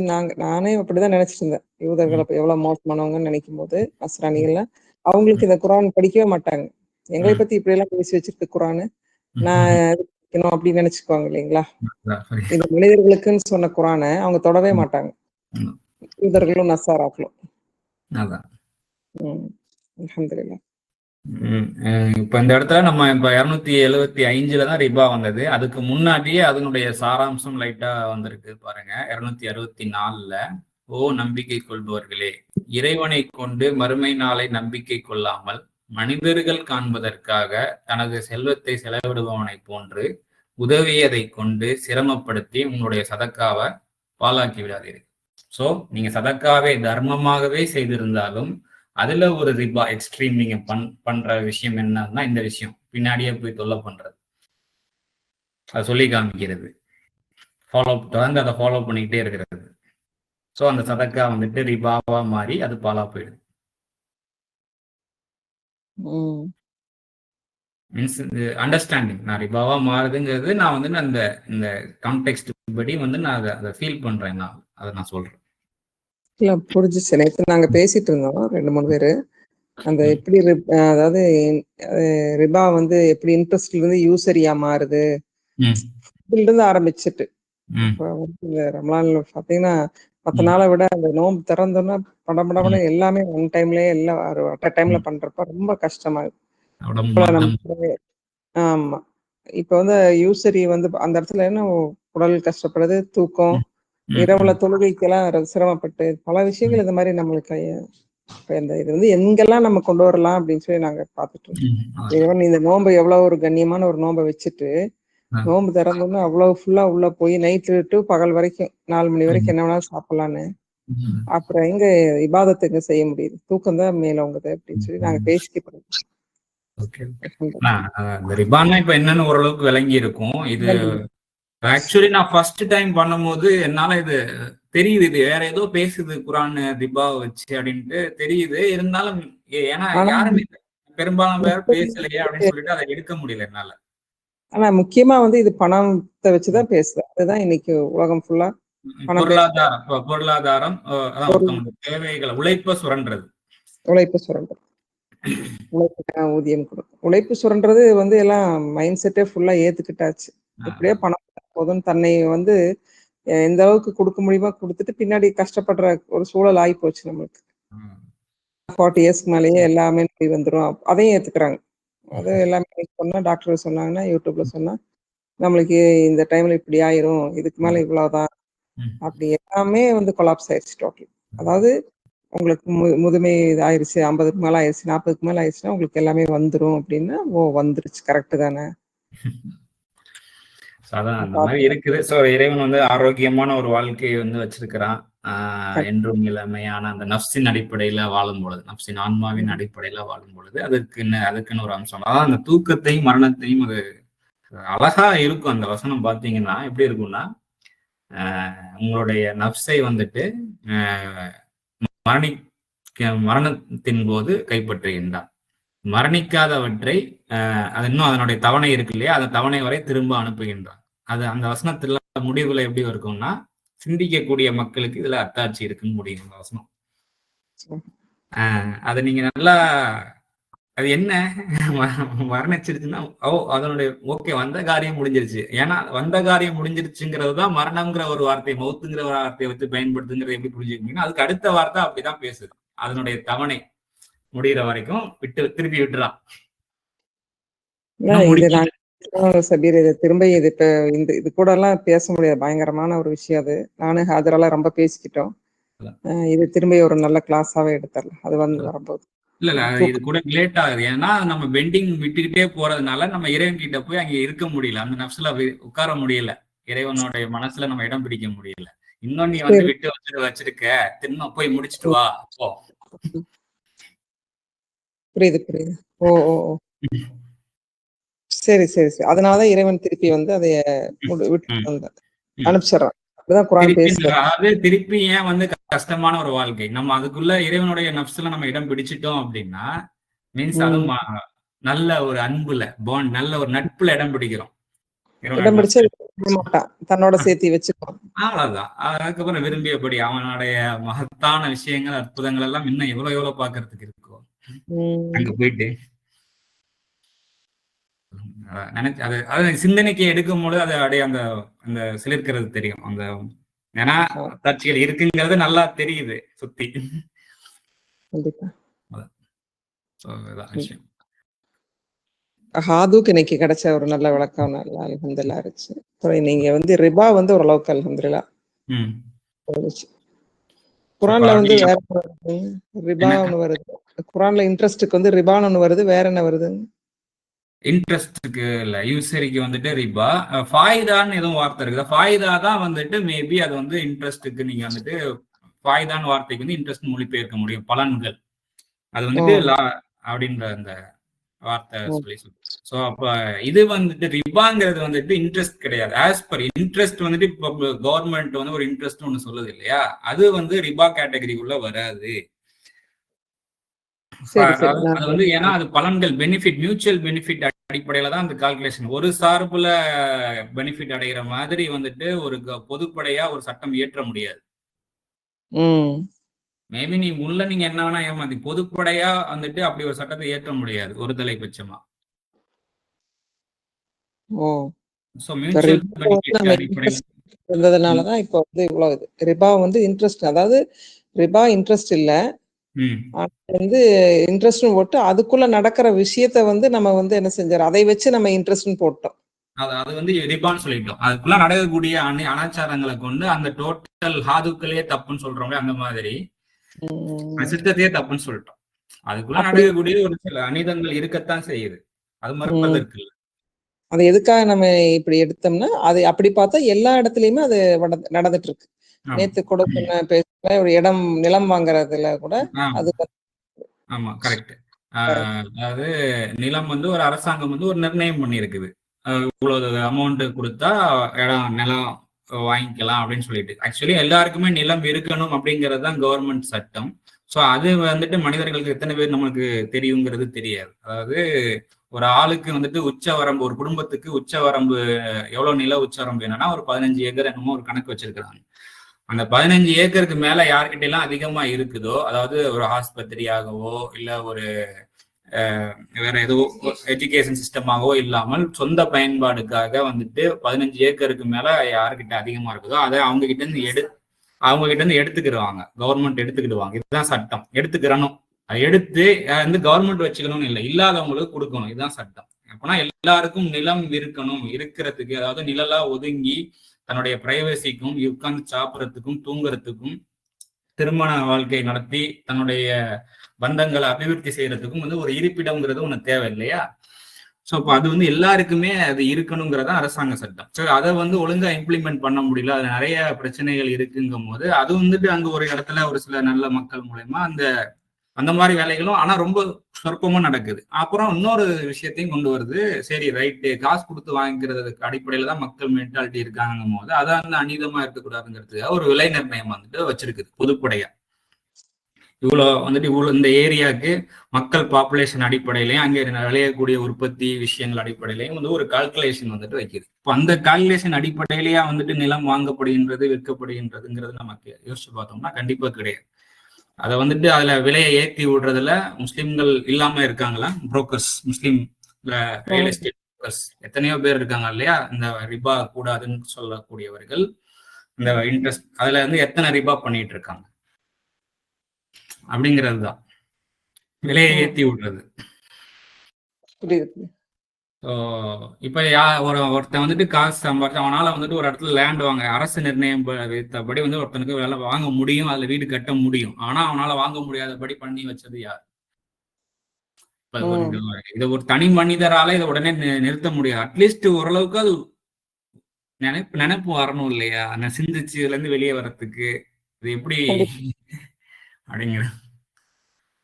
அப்படிங்கிறது தான். ஸோ இப்ப ரிபா செய்ய முடியாதுன்னுட்டும் இது ஒரு விஷயம் இருக்குங்கிறத ஃபர்ஸ்ட் தெரிஞ்சு முதல்ல ஒரு பிரார்த்தனை இறைவன் இடத்துல, நம்ம எல்லா இடத்துல அதை பத்தி கவலை, அது விழிப்புணர்வு, அதை பத்தி ஒரு விஷயம் தெரியாம குரான் இப்படி பேசுங்களா, அது வார்த்தையா நம்ம படிச்சுட்டே தானே போயிட்டு இருந்தோம். எத்தனை ஜமாத் உண்மையிலேயே சொல்ல போனா ரியல் எஸ்டேட் பண்ணக்கூடிய முஸ்லீம் ஆட்கள் எல்லாருமே பெரும்பாலும் ஜமாத்தோட டைப்ல இருப்பாங்க. ஏன்னா அதுக்கு அது தேவை, ஜமாத்துக்கு ரியல் எஸ்டேட் பண்ணும்போது. அதுல வந்து நிறைய இன்ஃப்ளூயன்ஸ், கான்டாக்ட்ஸ் பண்ண வேண்டியிருக்கும். அப்போ அந்த ஜமாத்து தலைமையெல்லாம் பயன்படுத்தி அது நடந்துக்குது, இதெல்லாம் நடக்குது இல்லையா? சோ அவங்களுக்கு அதுக்குதான் பயன்படுத்தப்படுது. ம். ரிபா பண்ணிக்கிறதுக்கு ம். மசூதி தேவைப்படுது, ஜமாத் தேவைப்படுது. அறியாமை தான் வச்சுக்கோங்களேன். எல்லாரோட அறியாமையில் தான் இது நடக்குது. உண்மையிலுமே இத பத்தி இந்த வேதத்தை அப்படி செஞ்சவங்களுமே குரானை இப்படி படிச்சிருப்பாங்களா? படிச்சிருந்தா கண்டிப்பா இதை செஞ்சிருக்க மாட்டாங்க. அதான் அவங்களுக்குள்ள இருக்கக்கூடிய ஒரு அழுக்கா நம்ம எல்லார்கிட்டையும் இருக்கக்கூடிய ஒரு என்ன சொல்றது சுயநலமான ஒரு எண்ணங்கள், அதை வந்து சுத்தப்படுத்திக்கணுன்ற ஒரு எண்ணம் இல்ல, ஜக்கா பண்ணிக்கணுன்ற ஒரு எண்ணம் இல்ல. தூய்மை, அதாவது தொடர்பை நிலைநாட்டி ஜக்கா பண்ணணும். அதை அப்ப கொஞ்சம் கொஞ்சமாக ஜக்கா பண்ணுங்கும் போது சில அழுக்குகளுக்கு வந்து கொஞ்சம் அடிச்சு அந்த மாதிரி துடைக்க வேண்டியிருக்கும் இல்லையா? அதை வந்து நம்ம செய்யறதுக்கு ரெடியா இல்லை, பயப்படும்.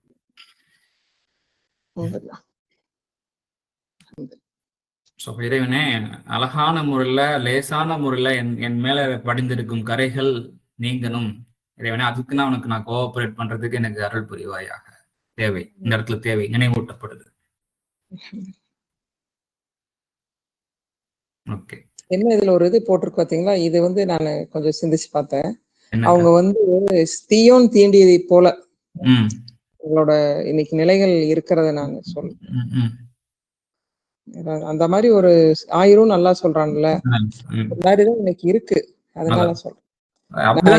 வாழ்க்கை குழப்படி மிக்க வாழ்க்கையாகி போயிடுச்சு, கொலாப்ஸ் ஆகி போச்சு. என்ன பண்றது, நாளைக்கு இன்னைக்கு அடிச்சு கொடுப்பாங்க, நாளைக்கு என்ன பண்றது, அப்படி பயங்கர ஒரு பயம், குழப்பம். இன்னைக்கு கிடைக்க நாளைக்கு இருக்குமா, இருந்தா தான் வாழ முடியும், பொருளாதாரத்தை பத்தி பயம்.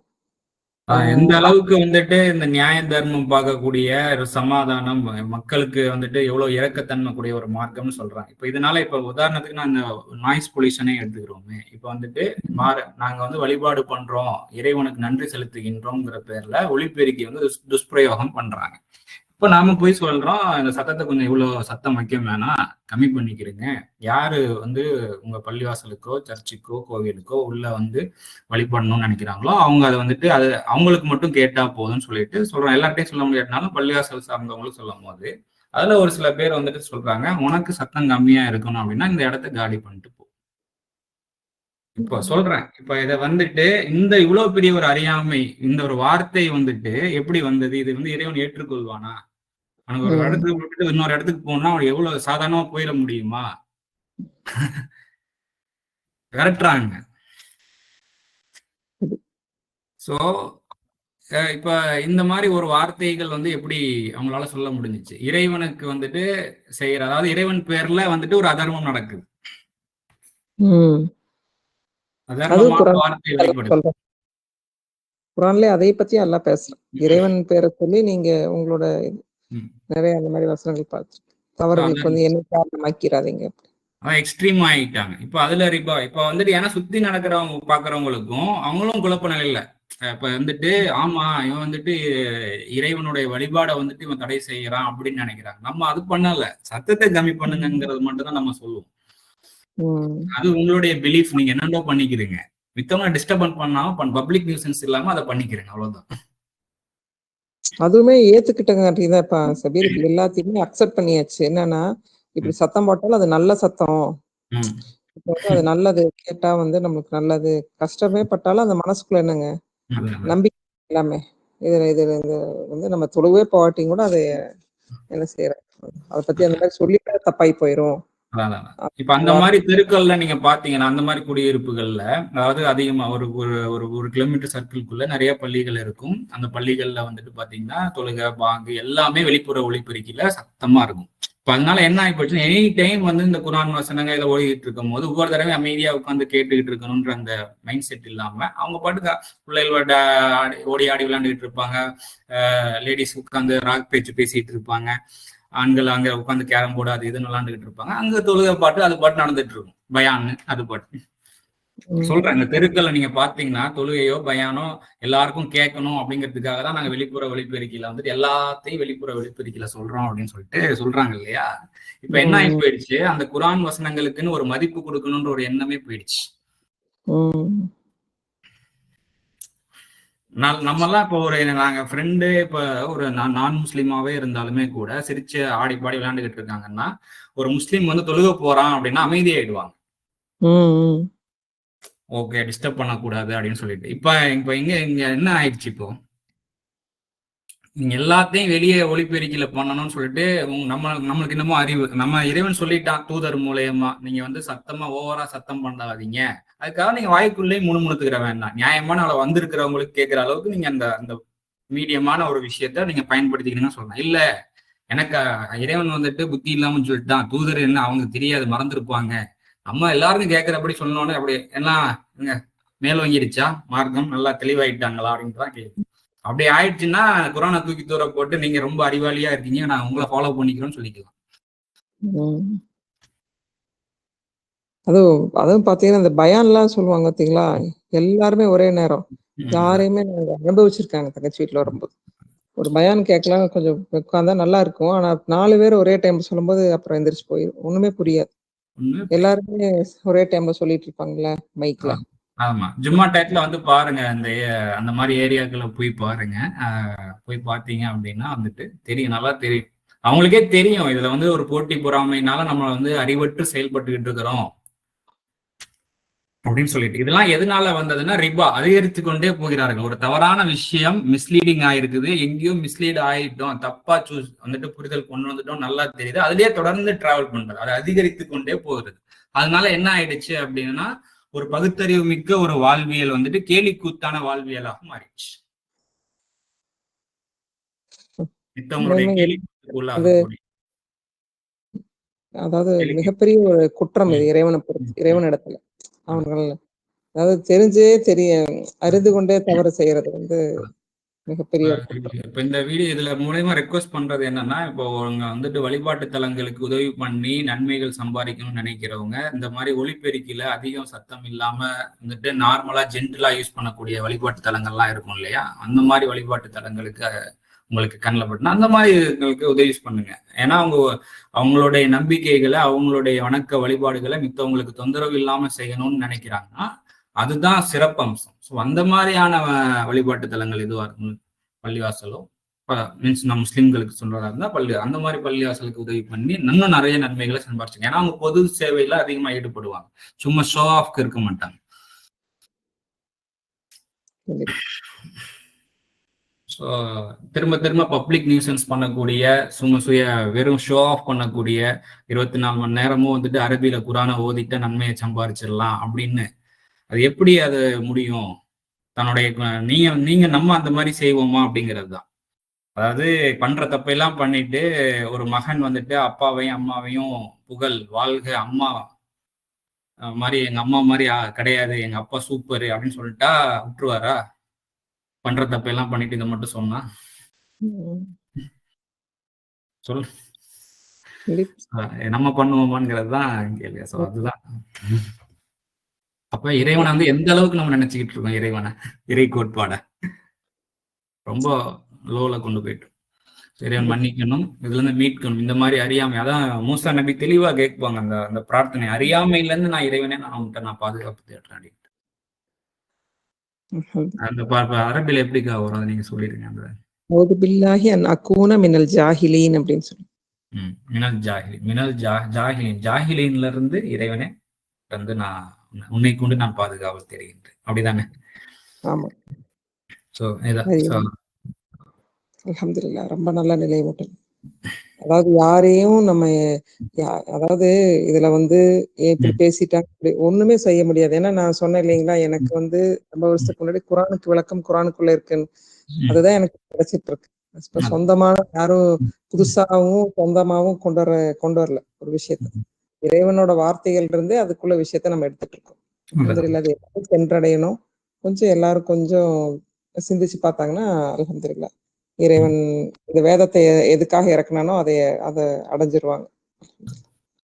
இந்த 276 வாசிச்சிடுறேன். அதாவது மிதமிஞ்சி போயிட்டு இருக்கிறத வந்துட்டு இறைவன் வந்து அதை அழிச்சுக்கிட்டே இருக்கும், அது அழிவை நோக்கி தான் போகும். நீ நியாயமா பண்றோம் அப்படின்னா அது வந்து அபிவிருத்தி ஆகும். நன்றி மறுக்கின்ற குற்றம் புரிகின்ற யாதொன்றையும், அந்த மாதிரியான ஒரு விஷயங்களை எது ஒன்றா இருந்தாலும் அதை யாரும் செயல்படுத்துறாங்க அப்படின்னா, அதை எடுத்துக்கிறாங்கன்னா அதை வந்து இறைவன் நேசிக்கிறதில்ல. நேசிப்பதில்லை அப்படின்னா கோபத்துக்குண்டான விஷயம்னா வார், அங்க இயற்கையே உங்களுக்கு எதிராக மாறிடும். நார்மலான ஒரு பாஷையில சொல்றதா இருந்தா அதை ஏற்றுபவனுடைய கை வந்து உங்களுக்கு எதிராக, உங்களுடைய அரவணைக்காம உங்களுக்கு எதிராக மாறிடும். அப்படி என்ன ஆகும்? அத நினைச்சாலே எல்லாம் பாதுகாக்க எல்லாரும். ம். இறைவனுக்கு அதான் திடீர்னு ஒரு சூழல்ல ஏற்படுது. போர் சூழல். திடீர்னு ஏதோ ஒரு ஃபேமிலில நம்ம எடுத்துக்கோங்க. அப்புறம் நம்ம சமுதாயத்துல ஏதோ ஒண்ணு ஏற்பட்டுருது. மொத்தமா அறியாமை எல்லாம் இருக்கும்போது அப்புறம் அடி வாங்குறது. அந்த மாதிரி இருக்கு. So, மொத்த சமுதாயம். இதுக்கு அடுத்துள்ள வசனத்தை வாசிச்சிடுறீங்களா? இந்த 2 வசனம் 277, 78 அரபில. இன்னல்லதீன ஆமனு வாமிலு சாலிஹாத்தி வ அகாமு சலாத்த வ ஆத்து ஜகாத்த லஹும் அஜ்ருஹும் இந்த ரப்பிஹிம் வலா ஹவுஃபுன் அலைஹிம் வலாஹும் யஹ்ஸனூன் யா ஐயுஹல்லதீன ஆமனு இத்தகுல்லாஹ் வதரு மா பக்கிய மினர் ரிபா இன் குன்தும் முமினீன். ஸோ இப்போ வந்துட்டு இன்னல்லதீன ஆமனு, நிச்சயமாக எவர்கள் நம்பிக்கை வைத்தவர்களாக, நிச்சயமாகங்கிறது இங்க நான் போடல, அது அழுத்தமாவே சொல்றான்.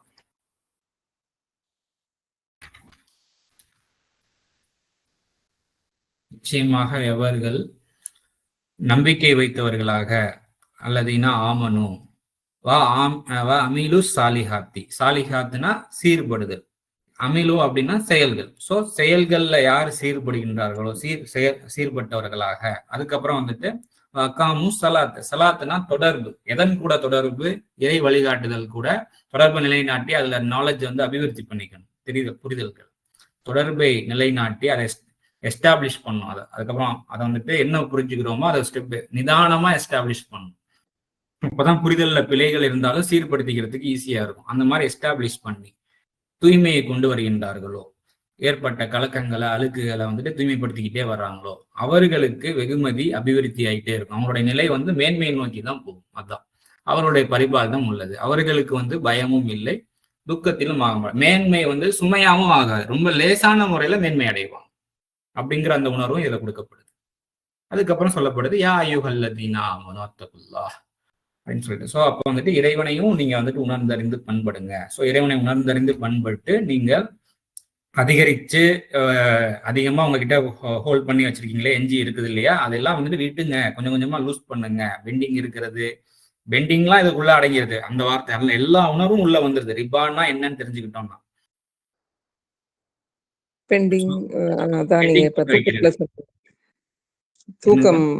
தூக்கத்துல சொன்னீங்களே, அந்த இதுல பெண்டிங் வரும்போது அது இன்னுமே ரொம்ப நல்லா இருந்துச்சு. தூக்கம் நீங்க இன்னும் பெண்டிங் இருக்குது, அதை போய் முடிச்சு விட்டு வா, அவ்வளவுதான். இறைவனே அந்த வார்த்தையை தான் சொல்றான். இன்னும் தவணையை முடிக்க வேண்டியிருக்கு. டேர்ம்ஸ் அதை முடிக்கிற வரைக்கும் திருப்பி அனுப்பிட்டே இருப்பான். நீங்க இறைவனிடத்துல வசிப்பிடத்தை பார்க்க முடியாது. அந்த முழுசா அந்த அந்த நப்சு வந்துட்டு அந்த ஆன்மா வந்து தக்குவா அடைகிறது தான் முழுமையா தக்குவா, தூய்மை அடைகிறது. அதனாலதான் சில நேரம் வந்துட்டு தக்குவாங்கிற வார்த்தையை வந்து தூய்மைன்னு சில மொழியாக்கம் பண்றவங்க போடுவாங்க. ஏன் அப்படி போறாங்கிறது இப்ப தெரியுது.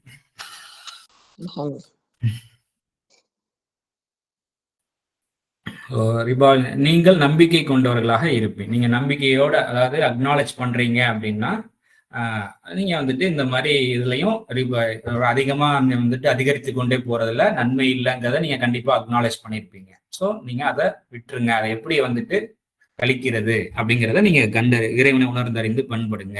அதுல இருந்து எப்படி மீள்றதுங்கிறத உணர்ந்தறிந்து கண்டறிந்து பண்பட்டு வாங்க அப்படின்னு சொல்லி, அப்படி பண்படும் போது தக்குவதாரிகளுக்கு அந்த அவங்களுக்கு வந்துட்டு கண்டிப்பா வானம் பூமி அளவுக்கு விசாலமான ஒரு ஜன்னத் இருக்கிறது. அந்த ஜன்னத்தை வந்து இவனுடைய நப்சுல. இந்த மூமினுக்கு வந்து நீங்க அக்னாலேஜ்னு போட்டிருக்கீங்க, ஆமனுக்கு என்ன போடுறீங்க? இல்ல, நான் சொல்லும் போது பேச்சுல அப்படி சொல்றேன், அக்னாலேஜ். அதனால கேக்குறேன். அதனால அக்னாலேஜ்னா ஒரு விஷயத்த பார்த்து நம்பிக்கை ஏற்படும். கொஞ்சம் கொஞ்சமா நம்பிக்கை ஏற்பட்டுக்கிட்டே இருக்கும். அதை தொடர்ந்து அதை அனலைஸ் பண்ணி அதை எக்கீன் பண்ணணும். அதுல உறுதி அடையணும், அதுல மூவ் பண்ணணும், அறிந்து கொள்ளணும். இன்னும் ஆக்சுவலி வந்துட்டு சில நேரம் மித்தவங்க சொல்றது மூலயமாவும் நம்பிக்கை ஏற்படும். ஸோ அந்த நம்பிக்கையை வந்துட்டு நம்மளும் லைஃப்ல எக்ஸ்பெரிமெண்ட் பண்ணி அதை வந்து அக்னாலேஜ் பண்ணணும். அக்னாலேஜ் தான் அதுல மூவ் பண்ணணும், அறிந்து கொள்ள வேண்டும்.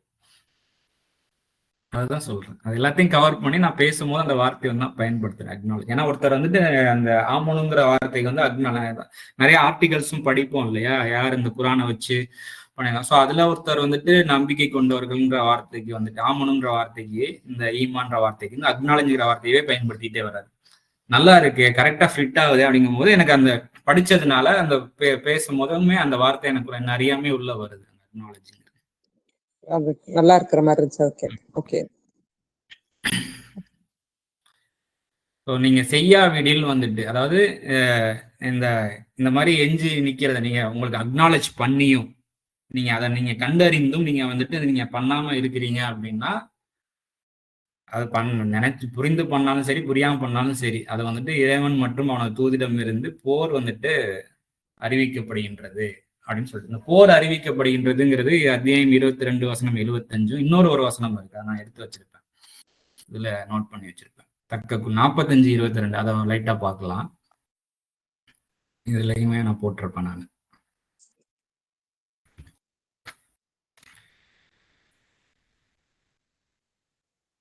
நாற்பத்தஞ்சுல 22. ஒவ்வொரு நப்சும் சம்பாதித்ததை கொண்டு இல்ல சம்பாதிக்கின்றதை கொண்டு கூலி கொடுப்பதற்காகவும் அவர்கள் அக்கிரமம் இழைக்கப்படாமல் இருப்பதற்கும் சத்தியத்தை கொண்டு வானங்கள் மற்றும் பூமி, வானங்களையும் பூமியையும் இறைவன் படைத்துள்ளான். சோ வந்துட்டு இந்த வானம் பூமி அதுக்கு இடையில எல்லாமே வந்துட்டு ஒரு ஒரு கோட்பாட்டின் அடிப்படையில டிசைன் பண்ணப்பட்டிருக்கு, ப்ரீ டிசைன்ட், ஆட்டோமேட்டிக்லி முன்னாடியே அந்த கோட்பாடுலாம் போடப்பட்டிருக்கு. ஸோ நம்மளுடைய நப்சுக்கு வந்து ஒரு சில லிமிட்டடான ஒரு ஃப்ரீ வில் கொடுக்கப்பட்டிருக்கு. அதனாலதான் சம்பாதிக்கின்றது அப்படின்னு அந்த விஷயம் சொல்லப்படுது. அதுல நல்ல விஷயமா நம்ம சம்பாதிச்சுக்கிட்டோம் அப்படின்னா இந்த வானத்திலையும் பூமியிலையும் வந்துட்டு நம்முடைய சூழல் வந்துட்டு ரொம்ப பிளெஸ்ஸிங்கா அமையும். அதே தீமையானது சம்பாதிக்கிறோம் அப்படின்னா இந்த சூழல் வந்துட்டு நம்மளுக்கு நெருக்கடி மிக்கதா மாறும். இதுதான் இந்த போர். எப்படி போர் நம்ம மேல வரும் அப்படிங்கிறது சொல்றேன். இன்னுமே அது கொஞ்சம் டீட்டெயிலா வேணுங்க சபீர். பேசும்போது இப்ப நீங்க சொன்னீங்க இல்லையா, வானமும் பூமியும் வந்து தக்க காரணத்துடன் தான் படைச்சிருக்கான். அதுக்கும் வந்து இந்த நம்மளுக்கு அந்த போருக்கும் எப்படி நம்மளுக்கு வருது அப்படிங்கிறது மேல வந்துட்டு செயல்பட ஆரம்பிச்சிடும். அதாவது என்ன சொல்றது, செய்யாவிடில் இறைவன் மற்றும் அவனது தூதிடம் இருந்து. ஸோ இறைவன் வந்துட்டு அந்த தூது, அந்த மெசேஜ், ஓகே இப்படி நடந்துக்கிறாங்களா, இப்படிதான் செயல்படணும் அப்படின்னு சொல்லிட்டு மெசேஞ்சர்ஸ், யார் மெசேஞ்சர்ஸ் எங்கெங்க இருந்தெல்லாம் வர்றாங்க, வானவர்கள். அதான் அத்தியாயம் 22 வசனம், ஆளுமை பெற்றவர்கள், அதிகாரம் கொடுக்கப்பட்டவர்கள், அவனுடைய கவர்மெண்ட் ஸ்டாஃப்ஸ் நம்ம இங்க லோக்கல் மட்டும் நமக்கு கண்ணில் டக்குன்னு வந்துடும் மைண்டுக்கு. இல்ல, நமக்கு அறிவு கெட்டாத எவ்வளவோ வந்துட்டு இந்த உலகத்தோடைய கவர்னிங், பிரபஞ்ச கவர்னிங் என்னக்கா, அதான் அந்த வானம் பூமி எல்லாம் அனைத்து ஆளுமை. ஆமா, கவர்மெண்ட் அபிஷியல்ஸ், ஹையர் கவர்மெண்ட், மேல இறைவனுடைய கவர்னிங்கோடைய அபிஷியல்ஸ். ஸோ அவங்கள்ட்ட இருந்து அந்த தூது வந்துட்டு சொல்லப்பட்டுரும். ஸோ அதை வந்து மனிதர்கள் வாயிலாகவும் அப்படி லேசா வரும். ஆளுமையோட ஃபோர்ஸோட வர்றதுங்கிறதுனா அது நம்மளால கண்ட்ரோலே பண்ண முடியாது. அதான் இயற்கை சீற்றம், ஏற்றுபவனுடைய கை வந்து சீருது. ஓகே, சூழல் வந்து நம்ம இதுக்கு கோட்பாடுக்கு மாற்றமா நடக்கும்போது அது நடந்தது. அது வந்து அதுதான் விதி. அதை ஏற்கனவே இறைவன் விதிச்சுட்டான். அதான் எல்லாமே ப்ரீ டிசைன். நீங்க இந்த அதுக்கப்புறம் வந்துட்டு நீங்க இதை தெரிஞ்சுக்கிறது பெரிய ஒரு இதெல்லாம் கிடையாது. இப்ப நம்ம நார்மலா நம்ம இதுலயே இருக்குமில்ல, இதை செஞ்சா இது ரிசல்ட்னு நம்மளுக்கு எல்லாமே நம்ம சாதாரண கணிப்புகள் நம்ம வாழ்க்கையில அன்றாடம் சின்ன விளையாட்டு போட்டி எதுல போனாலுமே இப்படி பண்ணா இப்படிங்கிற ரிசல்ட் ஃபர்ஸ்ட் தெரிஞ்சுதானே போறோம். அப்ப வந்து இறைவனும் வந்து அப்படிதானே வச்சிருப்பான். நீ இறைவன் கோட்பாடு நடக்கும்போது நன்மையாகவும், மாறி நடக்கும்போது அது உனக்கு போர் சூழலாகவும் மாறிதான் நடக்கும். ஸோ இதுதான் ஹக்கு. இதை வந்து நம்ம மாற்ற முடியும். இந்த சுண்ணா வந்து சேஞ்ச் பண்ண முடியாது. சுண்ணா என்ன, அதாவது வழி சுண்ணான்னு சொல்லிட்டு நம்ம இடத்தையோ சொல்லிட்டு இருக்கிறோம். குரான்ல ஒரு சுண்ணான்னு ஒரு வார்த்தை, அதுல வந்து நீங்க சேஞ்ச் பண்ணவே முடியாது. ஓகே, ஒரு யூனிவர்ஸ் வந்து டிசைன் வந்துட்டு இதுதான் டிசைன். இந்த டிசைன்ல நம்ம பீஸ்ஃபுல்லா இந்த நப்ஸ் எப்படி ஜெர்னி பண்றது அப்படிங்கிறத ஷுட் ஐடென்டிஃபை இட். சொன்னீங்களே அப்ப பரீட்சை வந்து இப்போ ஒருத்தன் வந்து கிளாஸ்ல நல்லா படிக்கிறவன், கம்மியா படிக்க எல்லா இதுல இருப்பாங்க. ஆனா எல்லாருமே நான் நல்லா படிக்கிறேன், நீ எழுத வேண்டாம், பரீட்சை அடுத்த கிளாஸ் போன்னு சொல்ல மாட்டாங்க. எல்லாருமே எக்ஸாம் எழுதிதான் ஆகணும். அவங்கவங்களோட எக்ஸாம் அவங்கவங்க எழுதிக்க வேண்டியது. அதை பொறுத்து அவங்களுக்கு ரிசல்ட் அவங்க வாங்கிக்க வேண்டியது. அடுத்த ரிசல்ட் ஆகிரும். அதாவது இந்த நஃப்ஸ் வந்துட்டு தண்டனையாகவோ இல்ல சுவனமாகவோ அதை அனுபவிச்சுக்கிட்டே தான் இருக்கும் இந்த நஃப்ஸ். சோ இப்ப சொர்க்கமாக இந்த நஃப்ஸ அனுபவிக்கணும் எனி டைம் அப்படிங்கும் போது அது ஒரு சில விஷயம் பண்ண வேண்டி இருக்கும். எவர்கிரீனா பண்ணிக்கிட்டேவும் இருக்கணும். நல்ல விஷயத்துல வந்துட்டோம், ஓகே இனிமேட்டு எப்படி வேணா இருக்கலாம் அப்படின்லாம் கிடையாது. அந்த இடத்துலயும் வந்துட்டு ஒரு ரெஸ்ட்ரிக்ஷன். ஆனா இந்த ரெஸ்ட்ரிக்ஷனுமே வந்துட்டு அது ஒரு அடிமைத்தனமா இன்னப்பா இதுக்கப்புறமும் சுதந்திரம் இல்லையா அப்படின்ற எண்ணமே வராது. ஏன்னா அதுவே மிகப்பெரிய ஒரு சுதந்திரமா தெரியும். அந்த இதுக்குள்ள அதான் நம்ம கொஞ்சம் கொஞ்சமா நம்ம சின்ன வயசுல வந்துட்டு இது ஒரு குறிப்பிட்ட நேரத்துக்கு மேல வந்துட்டு போன் யூஸ் பண்ணக்கூடாது, ஹீட் ஆயிரும்னு சொன்னா அந்த சின்ன வயசுல நமக்கு தெரியாது என்னப்பா அது அப்படின்னு சொன்னோம். ஆனா இப்ப நம்மளுக்கு ரொம்ப நேரம் பார்த்துட்டு இருந்தா போன் ஹீட் ஆகுது, நம்ம வச்சுட்டோம் வேற ஒண்ணு பாக்குறதுக்கு அது வாய்ப்பா அமையுது இல்லையா புதுசா தெரியும். ஸோ இந்த மாதிரி வந்து இந்த ரெஸ்ட்ரிக்ஷன் சில கட்டுப்பாடுகளுமே இன்னொன்றை எக்ஸ்ப்ளோர் பண்றதுக்கும் இன்னொன்றை புதுசா தெரிஞ்சுக்கிறதுக்குமே அந்த ரெஸ்ட்ரிக்ஷன் வந்துட்டு நம்மளுக்கு வாய்ப்பா அமையுது. ஸோ இந்த மாதிரியான பெர்ஸ்பெக்டிவ்லாம் நமக்கு தெரிய வருது. இந்த உண்மையை நம்ம தெரிஞ்சுக்கிற போது அந்த கட்டுப்பாடுகள் வந்து நமக்கு வந்துட்டு ஒரு சிறைச்சாலையா தெரியாது.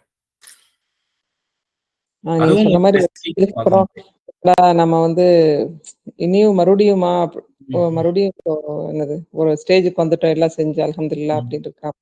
திரும்பியும் நம்ம சோதனைகள் நம்மளுக்கு வந்துருமா அப்படின்னு சோதனையா இருக்காது. அது வந்து நம்மளுக்கு வந்து என்னது நல்லா இருக்கும். நம்ம ஈஸியா கடந்து போற மாதிரி சோதனை இருந்துட்டே இருக்கா. அது நமக்கு தெரியாது, சோதனையாவே தெரியாத லெவலுக்குன்னு ஒரு கேட்டகரி இருக்கு.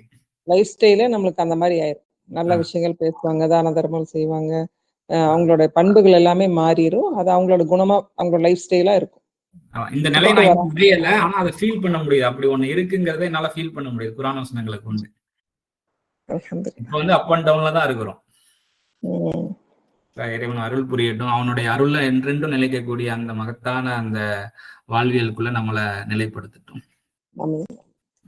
சரி இன்ஷா அல்லாஹ் அப்ப நாளைக்கு கண்டினியூ பண்ணலாம். அஸ்ஸலாமு அலைக்கும். வலைக்கும் ஸலாம் வரஹ்மத்துல்லாஹி வபரகாத்துஹு.